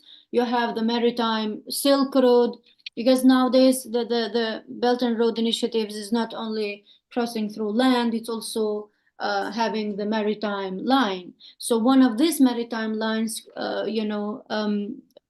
is basically crossing through South China Sea, and now China is in dispute with 5 members of ASEAN, which is quite a serious matter, given that China is violating United Nations Charter about those 200 nautical miles, if I'm correct. Dr. Aru would correct me if I'm wrong. But the whole idea is that, okay, let's imagine this is like a peaceful developmental initiatives, which we all want it to be. Then why not act as a bully with the neighbors? Why not say we are sharing this developmental perspective? If I'm going to benefit from this, you are going to benefit as much, according to however your maritime position happens to be. This is just a minor comment, if you could enlighten us. And also, historically speaking, China, it's true, didn't take the fleet and cross over the oceans and go and occupy other nations, but China has, I mean, in a way, what we are saying and what we are speaking is slightly tautological, because we are saying China never disturbed its neighbors, which is also true, and we really appreciate that. It didn't, you know, the relationship with Malacca has been excellent. I've been there. I've seen the hybrid culture that developed in the Kingdom of Malacca across the years, and same with the other neighbors. So we appreciate that. So we give credit to China for that. At the same time, in the cases where China actually did disturb the neighbors, like in the case of Tibet, for example, we sort of take it as a fait accompli. It's done.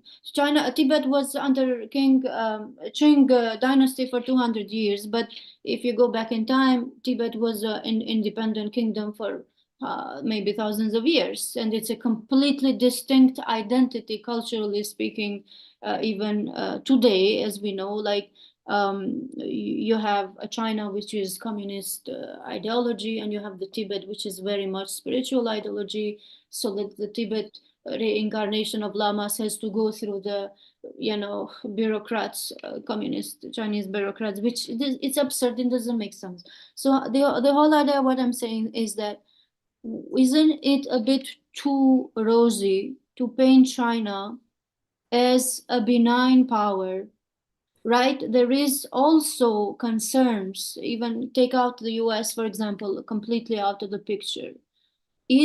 Or let's say, are the ASEAN members completely at ease with the rise of China and with the way that it is behaving?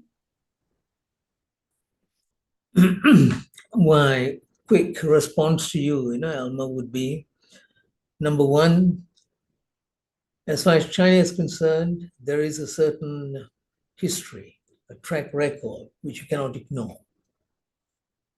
And one must first acknowledge that, and you do acknowledge that to some extent. It's not just what the Chinese have said about themselves, what others have said about China in relation to interaction with other countries and so on over the millennia, over a long period of time. You know that China has managed to settle its border disputes with almost every other country, major country, except India. And there are people who argue that if you look at India's record, India has not managed to settle any of its border disputes with its neighbors, which I think says something about the Indian attitude towards its neighbors too. In fact, I would say that India historically has exhibited much more imperialistic tendencies. Its kingdoms, vis-a-vis its neighbors and so on. There are numerous examples to support this. And that has remained a disturbing feature of India and its foreign policy. Even when India was invited for the first time to join an ASEAN meeting, before they developed this idea of ASEAN plus others and so on. The first meeting itself, they tried to take over the meeting. The Malaysian foreign ministry people were very, very upset at the Indian attitude, So I think there are issues of that sort, which we must discuss objectively when we look at the different countries and so on. But China, it has had a certain record, which I think is admirable. But having said that, China's behavior vis-a-vis the South China Sea and the issue of suzerainty is very disturbing. I've written about it a number of times, actually. In fact, I've been very critical of China's attitude on this. There's no reason why China cannot say to the Southeast Asian neighbors, forget the Americans, forget everyone else, just Southeast Asian neighbors, we all have to live together. If our most important claim to the South China Sea is based on this idea that we named that waterway and we named the islands and so on. Therefore, right, yes, we have the right.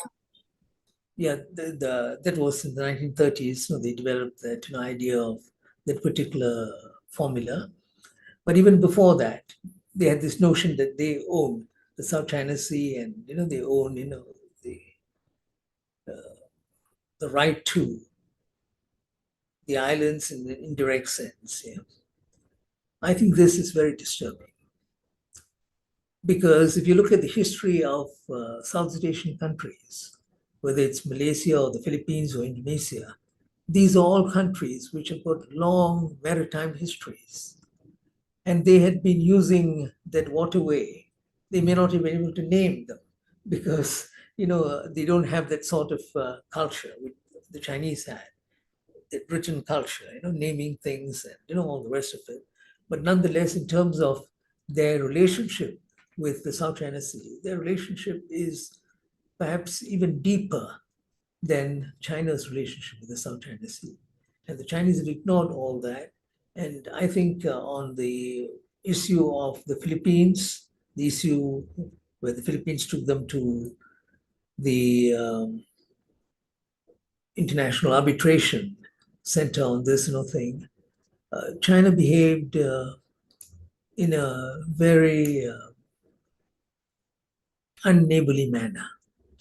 She rejected the thing outright without even looking at the reasons that were given. That was China's attitude. The argument was, it is ours, we are the prior claimants, and we should be respected for this, which I think is a very weak argument. In fact, if you had more time, I would have said that this is the one issue on which China may get into deep trouble with its neighbors, the South China Sea. It's not just Vietnam, which has got a very clear position on it, but even countries like Malaysia. We are part of the dispute, and others too. And I think the Chinese have not shown the magnanimity and the understanding that is needed as far as that issue is concerned. I've tried to put this across to people that I know in the Chinese academic world and Chinese civil society world, but I find that publicly they will not take a stand. They will not take a stand because they're seen as going against maybe the nation's interests. I don't know, but they don't take a stand. Yeah, it is. I think Dr. I'm- Can I make a comment? Yes, please go ahead. Yeah, I just want to follow up on Dr. Chandra and the moderator's comment. I just want to share a little bit of my view. Firstly, I do agree that China and ASEAN countries, you need better understanding. I have engaged in interacted quite a fair bit with Chinese academics and think tankers. Yes, both sides, not just one side. We are the largest trading partner of each other, but in terms of understanding the stand, the history of each other, you need to further improve. That's one. Second, yes, I do agree that South China Sea is a very important issue. And I also agree that China should consider making strategic concessions to solve the issue. As I mentioned in my speech, without the endorsement and support of ASEAN countries, the Indo-Pacific strategy by US is useless. So the minute you solve the South China Sea issue, the US Indo-Pacific strategy will be useless, waste paper. That's very important. However, having said this, now you have to understand that US has allies, treaty allies in ASEAN countries. Philippines, the closest these military bases that US can use is just about 100 miles, 200-300 miles from Taiwan. And Taiwan, that is a very important issue to China. That is a red line you can't touch. Then, if there's ever any conflict over Strait of Taiwan, ASEAN country just can't avoid. You just can't avoid, reluctantly, whether you like it or not. So what happened if, they say under the treaty agreement that Philippines allowed US to use its military bases. So if let's say US, ASEAN has no this treaty with this US, I think it's much easier. As we said, as I mentioned earlier in my speech, actually, China's issue with Philippines, with Malaysia, with Vietnam, and Brunei, they are bilateral issues. However, because of the involvement of US, it becomes an international issue, and US has politicized it, get involved, to serve is your political interest. I mentioned that in my speech, US interest in ASEAN is transactional. It just want to further its geopolitical interest. It's a country miles, 1,000 miles away. And ASEAN countries are its neighbor. Yeah, of course, there are two parts, the maritime ASEAN and the overland ASEAN. The overland ASEAN, you are neighbors. You just have to live with each other. You can't change that fact. But US, if you like, next day you can pack off and go. That's a fact. So as to the comparison talking about, Tibet, I think that is unfair. If you want to talk about history 200 years ago, then ASEAN country, you are non-existent, you are not a country. So how can you claim? Actually, this is one of the points that have been raised. So I think we have to be very careful in talking about this. You have to face the reality and solve, these whatever differences we have. And our PM, Dr. Sri Anwar Ibrahim also said that the dispute over South China Sea should not be contentious. It's just part of the relationship with ASEAN countries. You have other more important, economics, culture, and things like that. So I think you have to be very clear-minded about it. And China, Deng Xiaoping did mention that let's put aside, all differences and develop together. How to do it in terms of practical application of that concept? We should think about it. And regarding ASEAN's role in this US-China strategy competition, yes, it's good if we can contribute. However, ASEAN countries are very diverse. It is, in fact, ASEAN is more of a geopolitical term. Its members are very heterogeneous in terms of culture, language, religion. It's quite different. That's why they have different preferences. I think the same heterogeneity principle applies to China and India, for example. If you look at China, the heterogeneity is there, the languages, the ethnicities, India. So I don't see, would you comment that the heterogeneity of ASEAN is like a problematic factor? Because I don't see that as... I don't say it's a problematic figure, but it makes, consensus on, a bit more difficult. I'm coming to this. It's more about the leadership that Dr. Chandra mentioned. So it's idealistic, if ASEAN can play a more proactive role.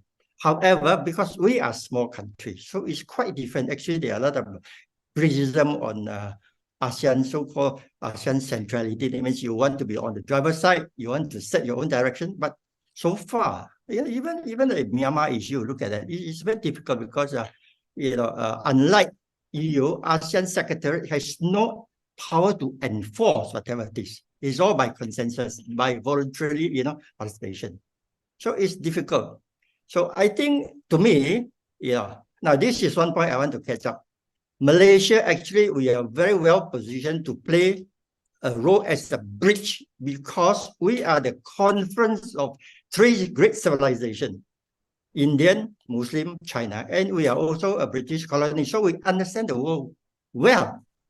And I want to emphasize that China is a very much misunderstood country in the world.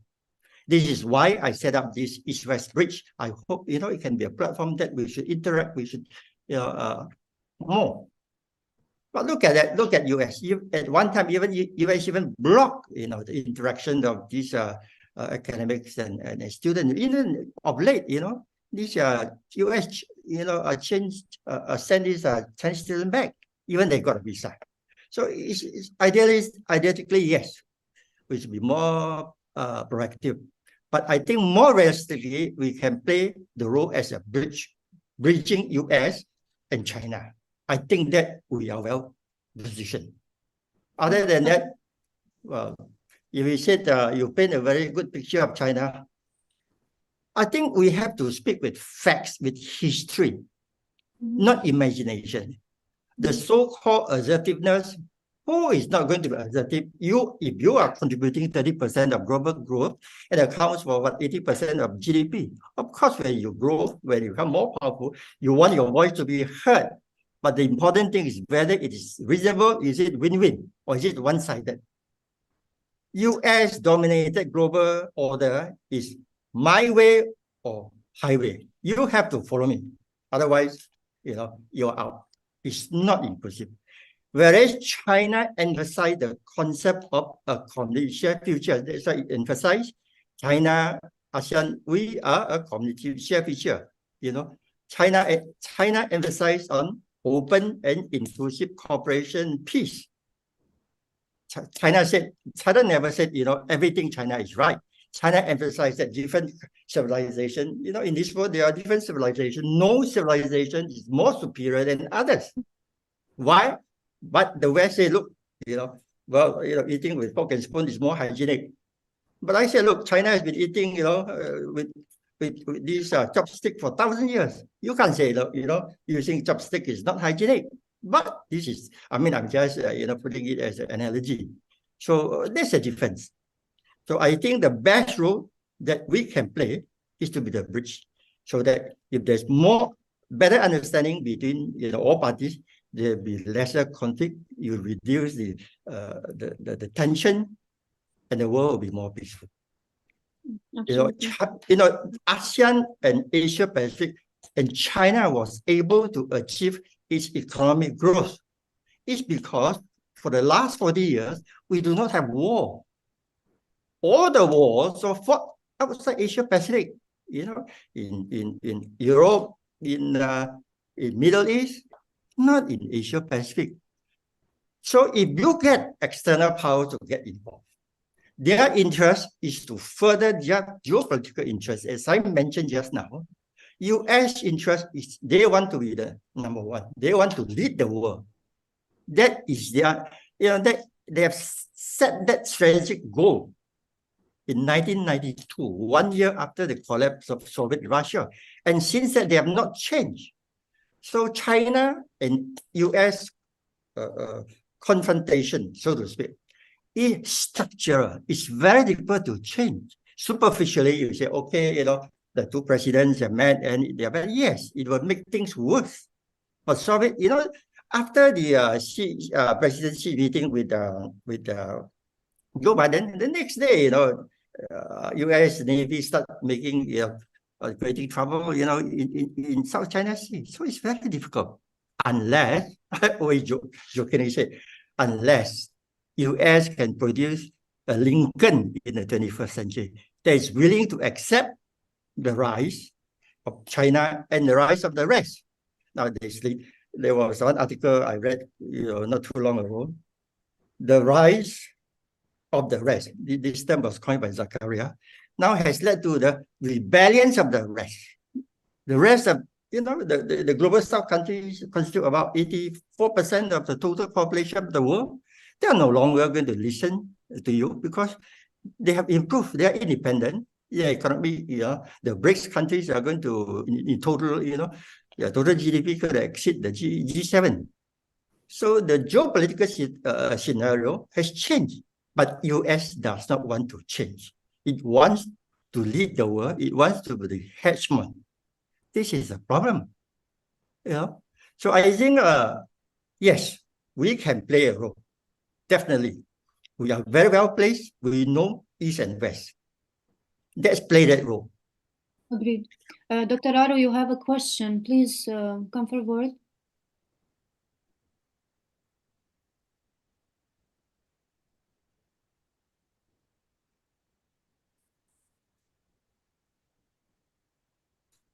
Can you hear me? Yep. It's very interesting to talk about China. Now, China is a signatory to the Law of the Sea 1982. When you're signatory to the Law of the Sea, under the principle of you're consented, you have to respect the international law. You can't come back and say tomorrow that I don't respect the international law. They can do that because then they are not respecting the signature, the consent they've given. Point number one. So therefore, China should respect the Law of the Sea 1982. Okay, point number two, China has the veto power in the Security Council.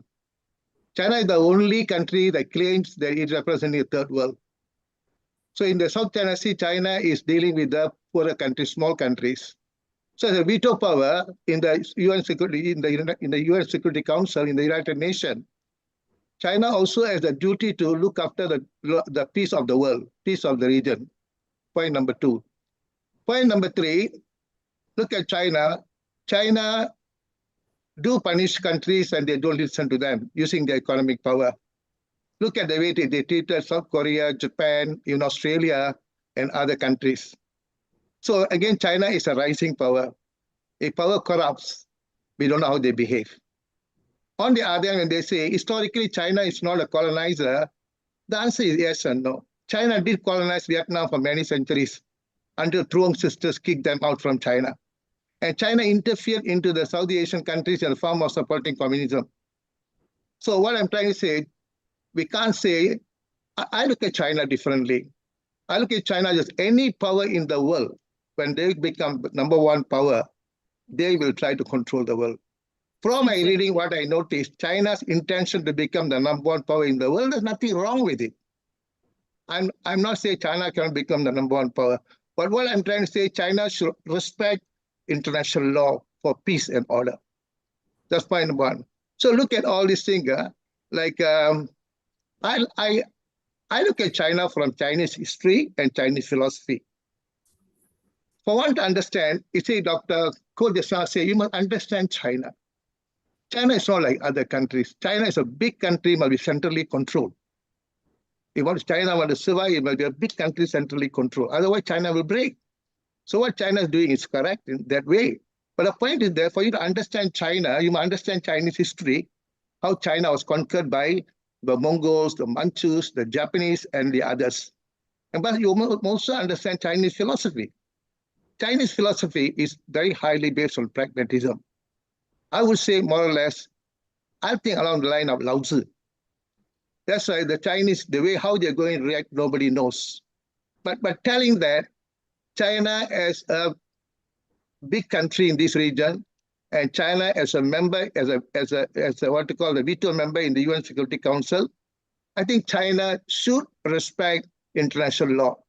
Not only China, any country in this world, they must respect international law, because if there's no law and order, it's chaos. Chaos will lead to wars. We don't want a war in any part of the world between China, and we don't want a war at all, because war is destruction. Everybody suffer. That's what an organization like us, like JUST, we are standing for. And the leaders owe a duty to mankind. The leaders in the world, especially the big powers, owe a duty to mankind to give peace and better living. That's what JUST is fighting for. So I can't say how China is going to behave tomorrow. If power corrupts, absolute power corrupts, absolutely, China will become corrupted. Thank you very much. Okay, can you just give me 2 minutes to respond to yes. Firstly, I think the United Nations Charter should be upheld by all nations.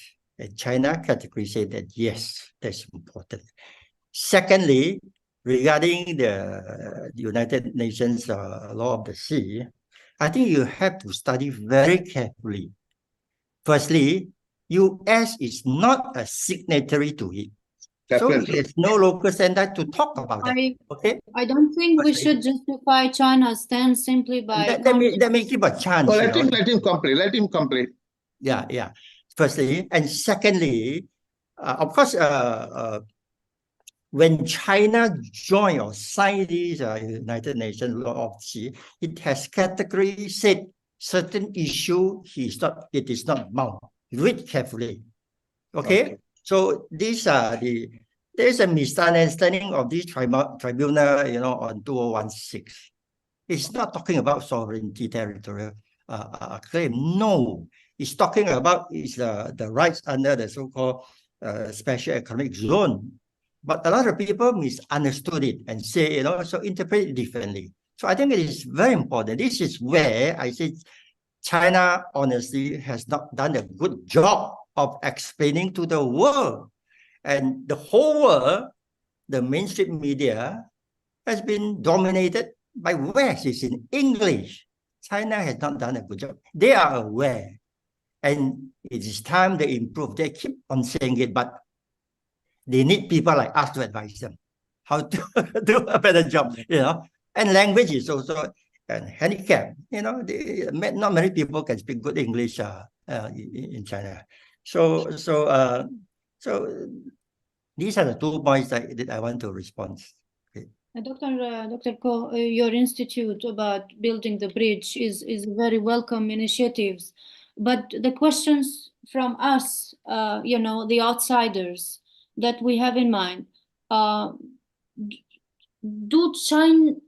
China, not do Chinese, because I'm sure the Chinese people are just like us, like there is no differences, but does China, as the People's Republic of China, does China wants to be known to the world, or are they preferring certain kind of opaque kind of strategy towards the external world? You know, You want me to reply to you? Yeah. Well, Okay. based on your experience, Yes. do we hope that they want to be known? Yes, they want to be understood by the world badly. So I always joke that China needs a second reform and opening up. That's a great news. That's a great news. But you know, it needs 2 sides. Understanding cannot be from one side.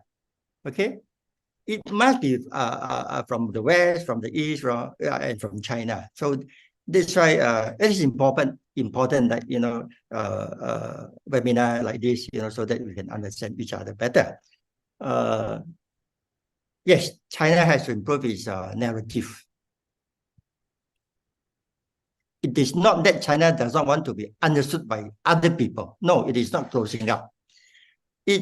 Well, you can say, okay, internet, you know, this is a fire, this Great War, you know, prohibiting Chinese from open access to internet.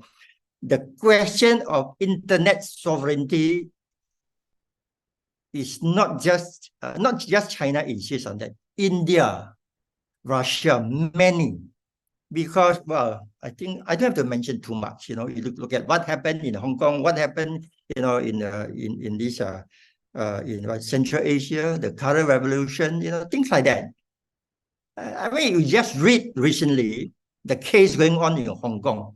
See how the supporters of the West has been paid millions, you know, if not billions, for organizing all this, making trouble.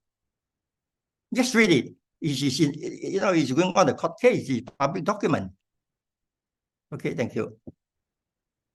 Dr. Aru, your question, please.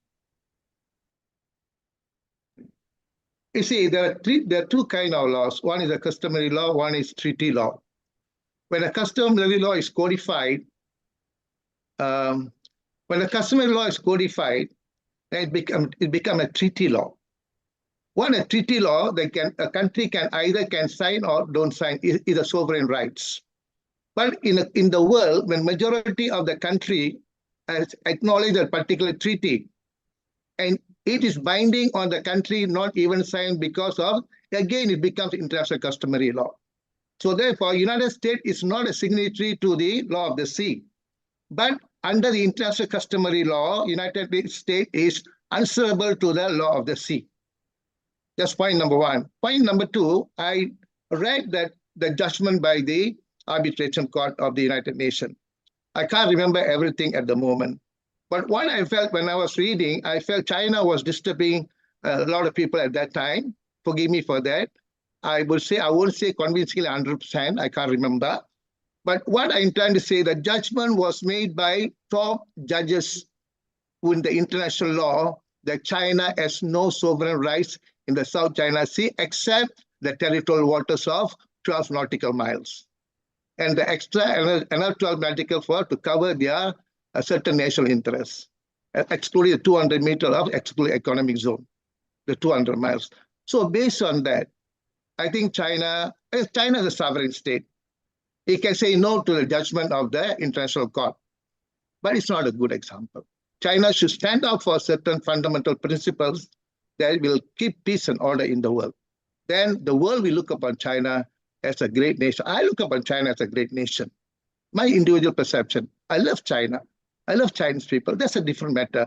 But China as a veto power, China as one representative third world country, China must stand for fundamental principles in international justice.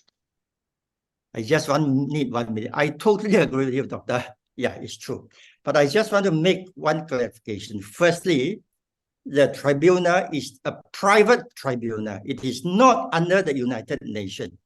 And then the judges are all, I don't want to comment further. And the funding of that tribunal proceeding was funded by US. Just take a deeper look at that.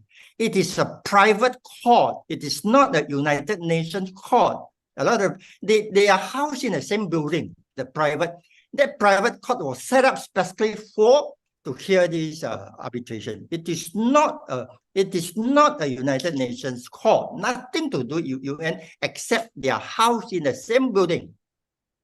This is a very important point. Very important point. People get confused. Dr. Chandra, do you have any observations? Do you have any comments? I didn't have a chance to say thank you so much. I was not aware of your critical stance on the South China Sea, so thank you for sharing. That was very helpful.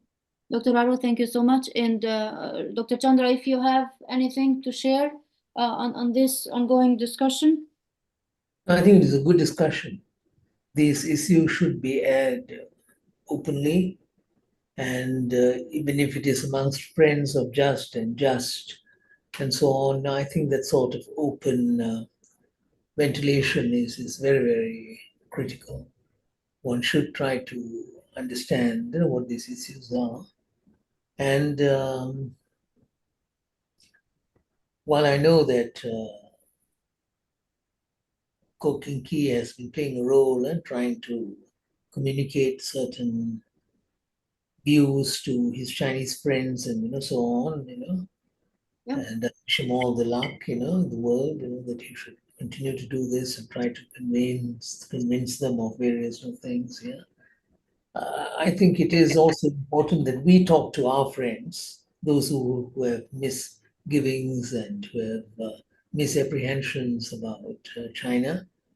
We should also talk to them and about other countries. I think that sort of honest articulation, that sort of honest exchange is very important, That is what we should encourage, And I'd expected something like this to develop in this webinar of ours, because there are views that people hold quite strongly, and it should be expressed. It should be expressed. There's nothing wrong with it at all, Yeah. I mean, the world is very eager to know about China. And like Dr. Aru also says, the world is eager to look up to China.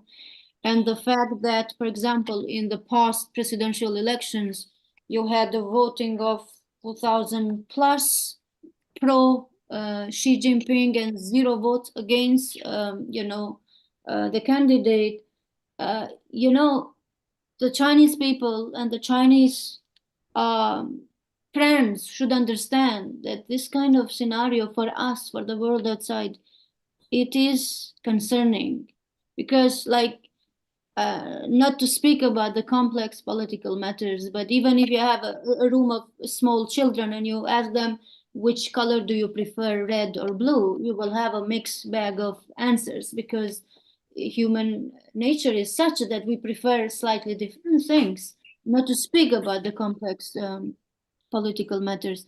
So these are some of the filters that the Chinese should be working through to come across and build the bridges with the world and ensure the world that such kind of how to say unilateralism and lack of diversity is not the next step to be imposed in the region, for example, or it's not the next step to be imposed in the global order and something like that.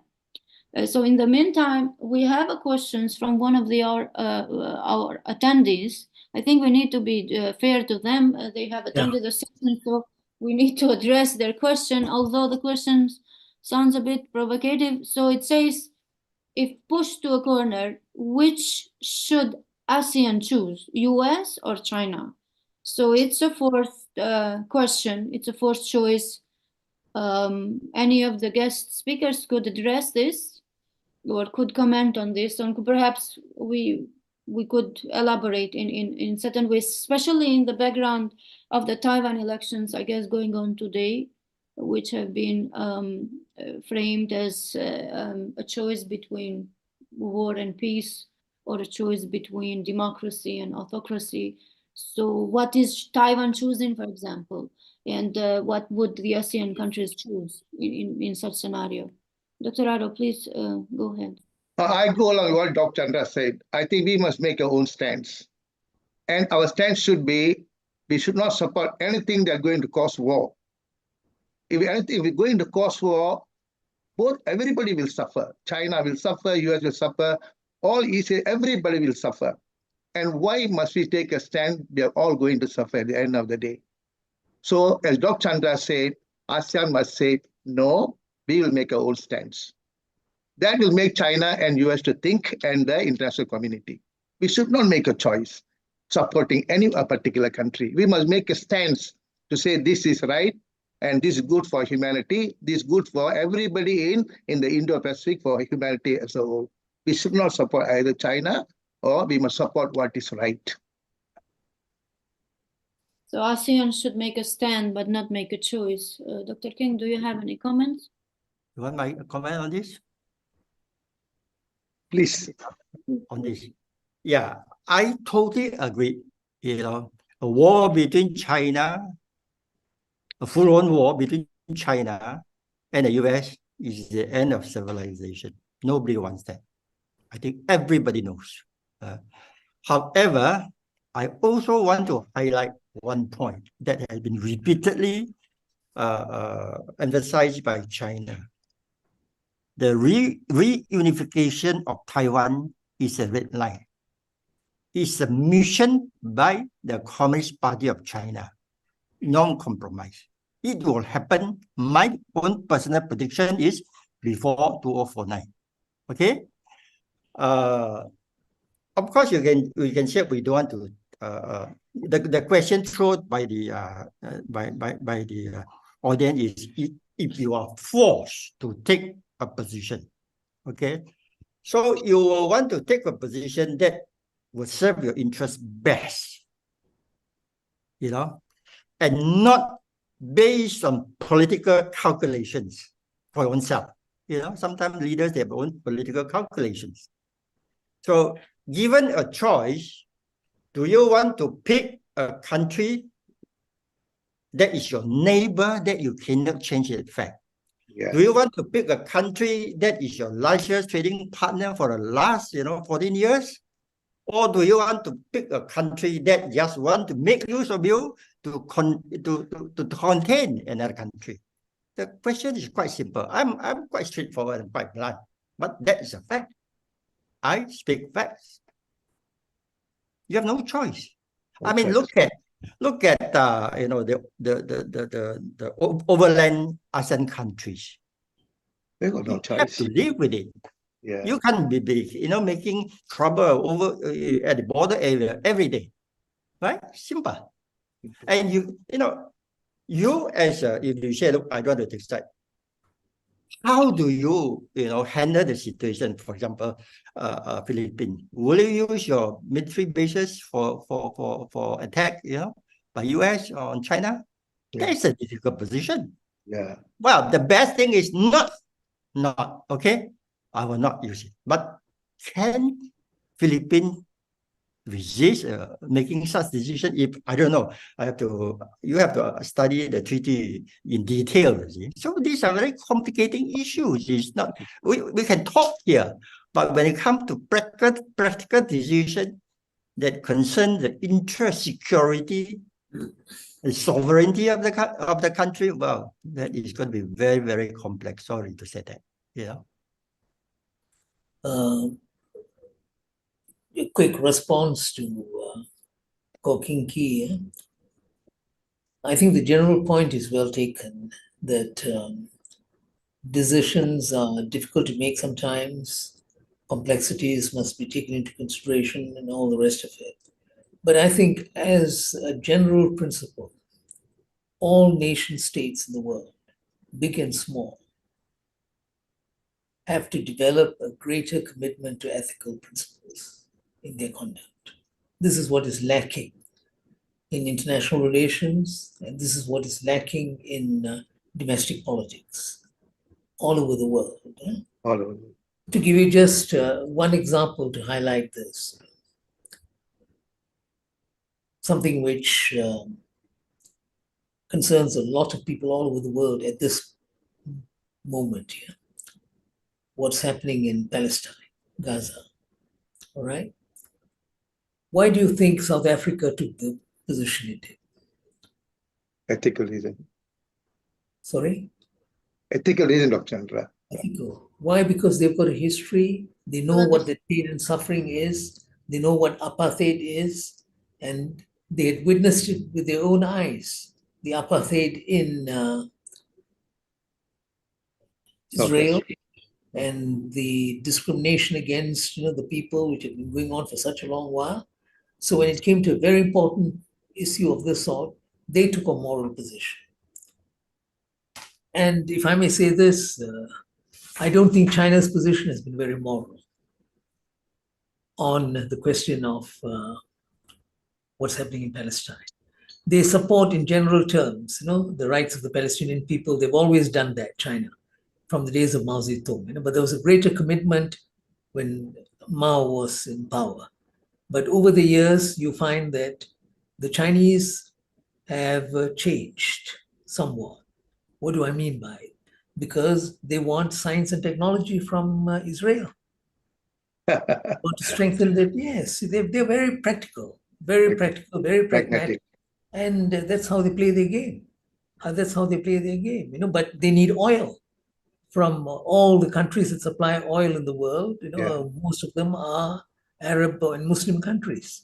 So they need that oil because for their development, they know that oil is very important. So they're good to countries like Iran and Saudi Arabia and all the rest of it, And someone asked me actually about China's position on this, and I said, it doesn't surprise me.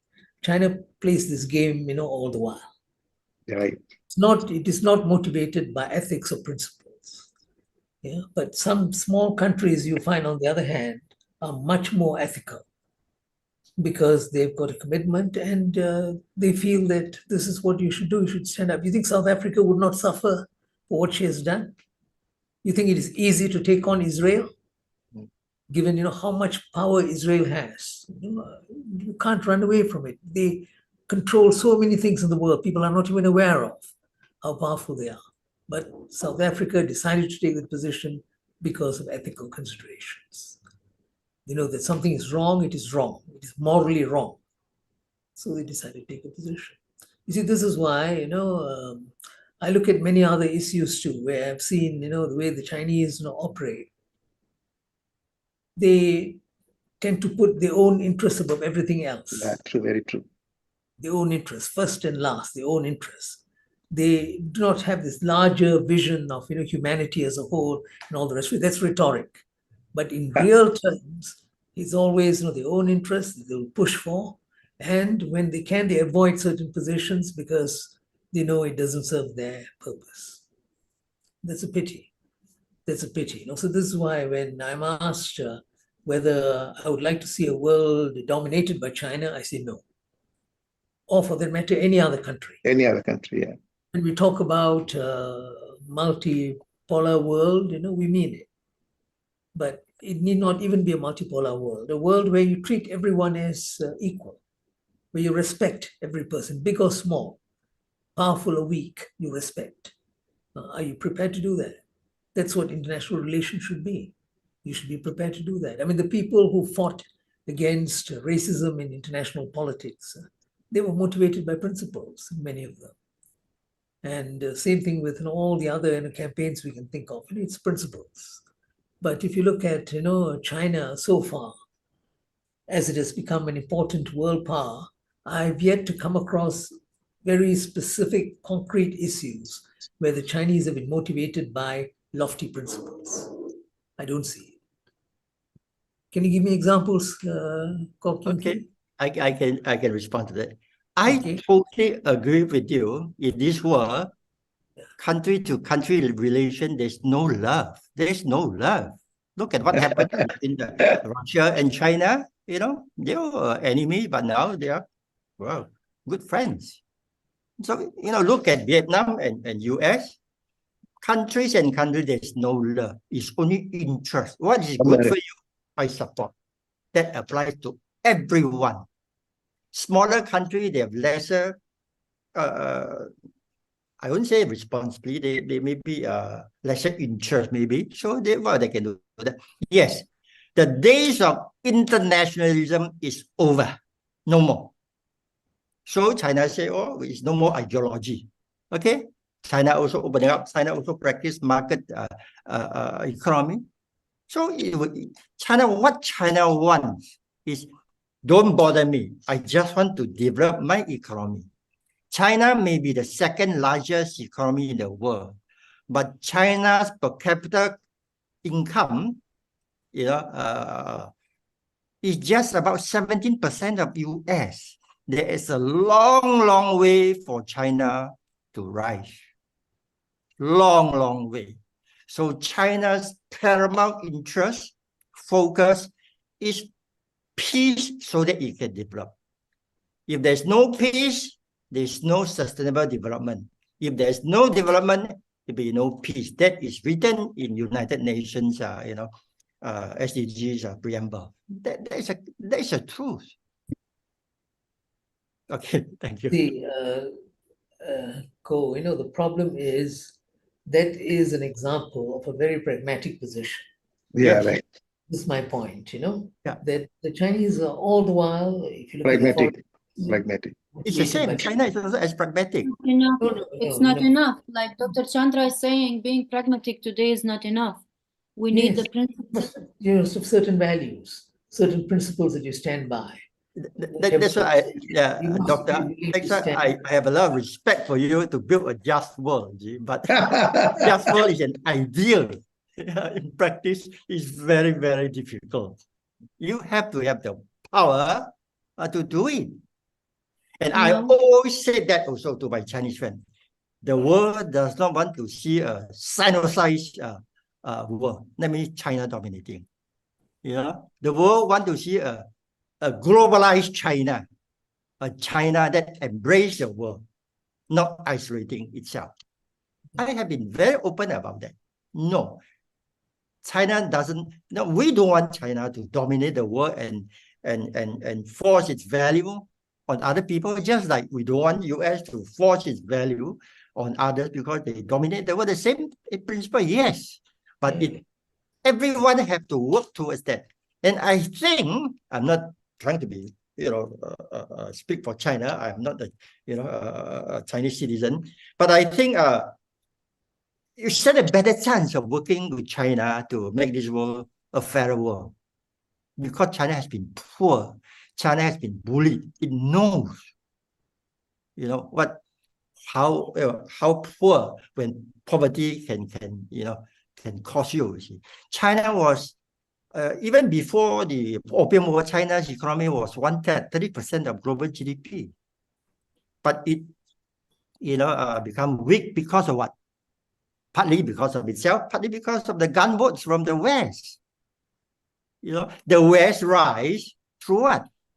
We are all historians, basic history, by looting the resources of the colonies. Look at what happened to India, how much, British has amassed from India, from Africa. Until today, some of the African countries still, the central bank still, deposit the reserve with France. Take a look at that. You know, Yeah. so it's true. You were strengthening this point, Yeah. Ko, and which is why I think, one should try to convince China as a rising power that it should continue to be ethical, at least in some respect. Correct. Yeah, Right. I Good am one of the China- very, very blunt, speaker in Chinese forum. I speak my mind. Yeah, I'm not a panda hugger.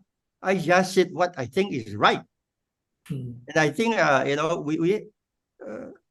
China has to, think tanks and all this have to come out and interact more. Hmm.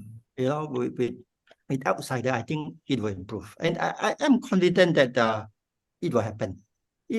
China sometimes make mistakes, serious mistake, but it will rectify and it will take time. Look at what happened to the Cultural Revolution, 10 years, but eventually it realized and changed. So I think, At CPC. great cost Yeah. to the people, though. At a great cost to the people of China. Yeah. I mean, everybody knows, they are shy of saying it openly, but that's a fact. But China has to change it. I always say, look, this concept of China concept of global governance under this community feature emphasize inclusiveness, open, and diversity of views. You have to be more tolerant of different views. I said that. I don't hide that. China need to be more open, transparent, and be more tolerant of dissenting views. I said it openly many times here, in this international forum. I'm not going to hide that. But this is what we want.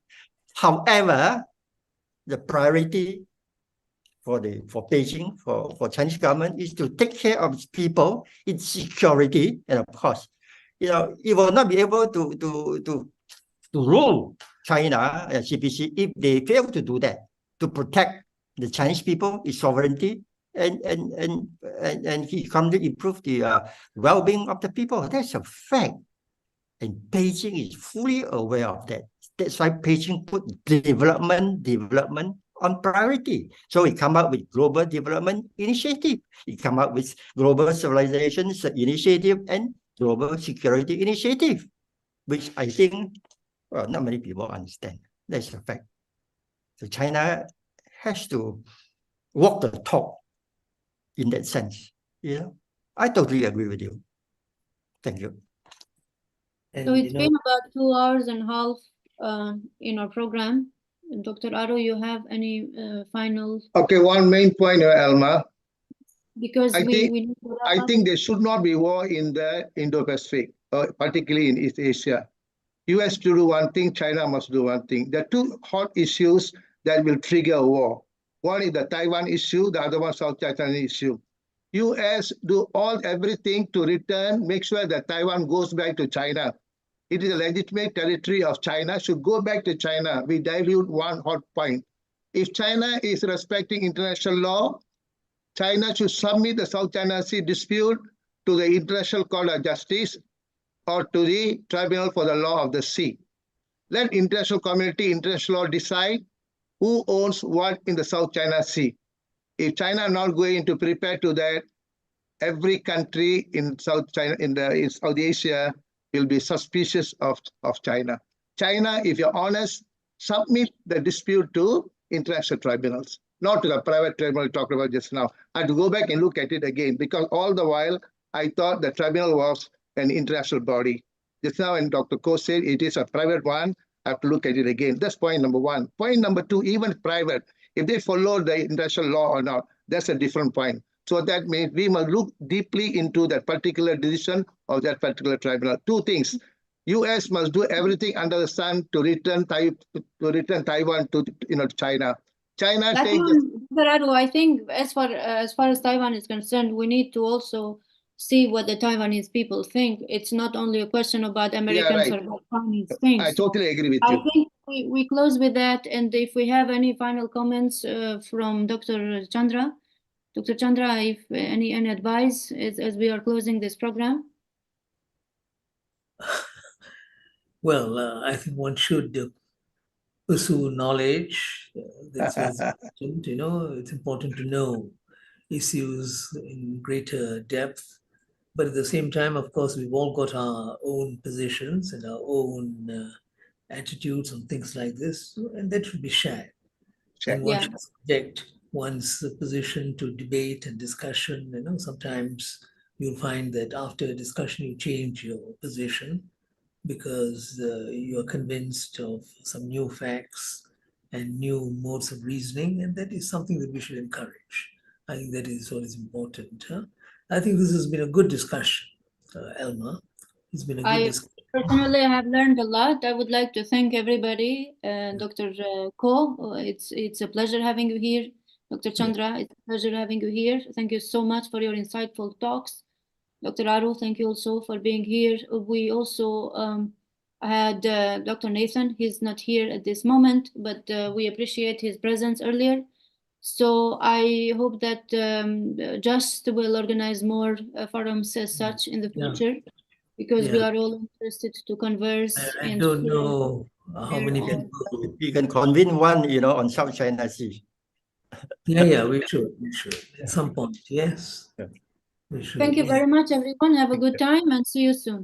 Bye, Elma. Thank you, thank you, thank you. Take care, Elma. Thank you. Yeah, yeah.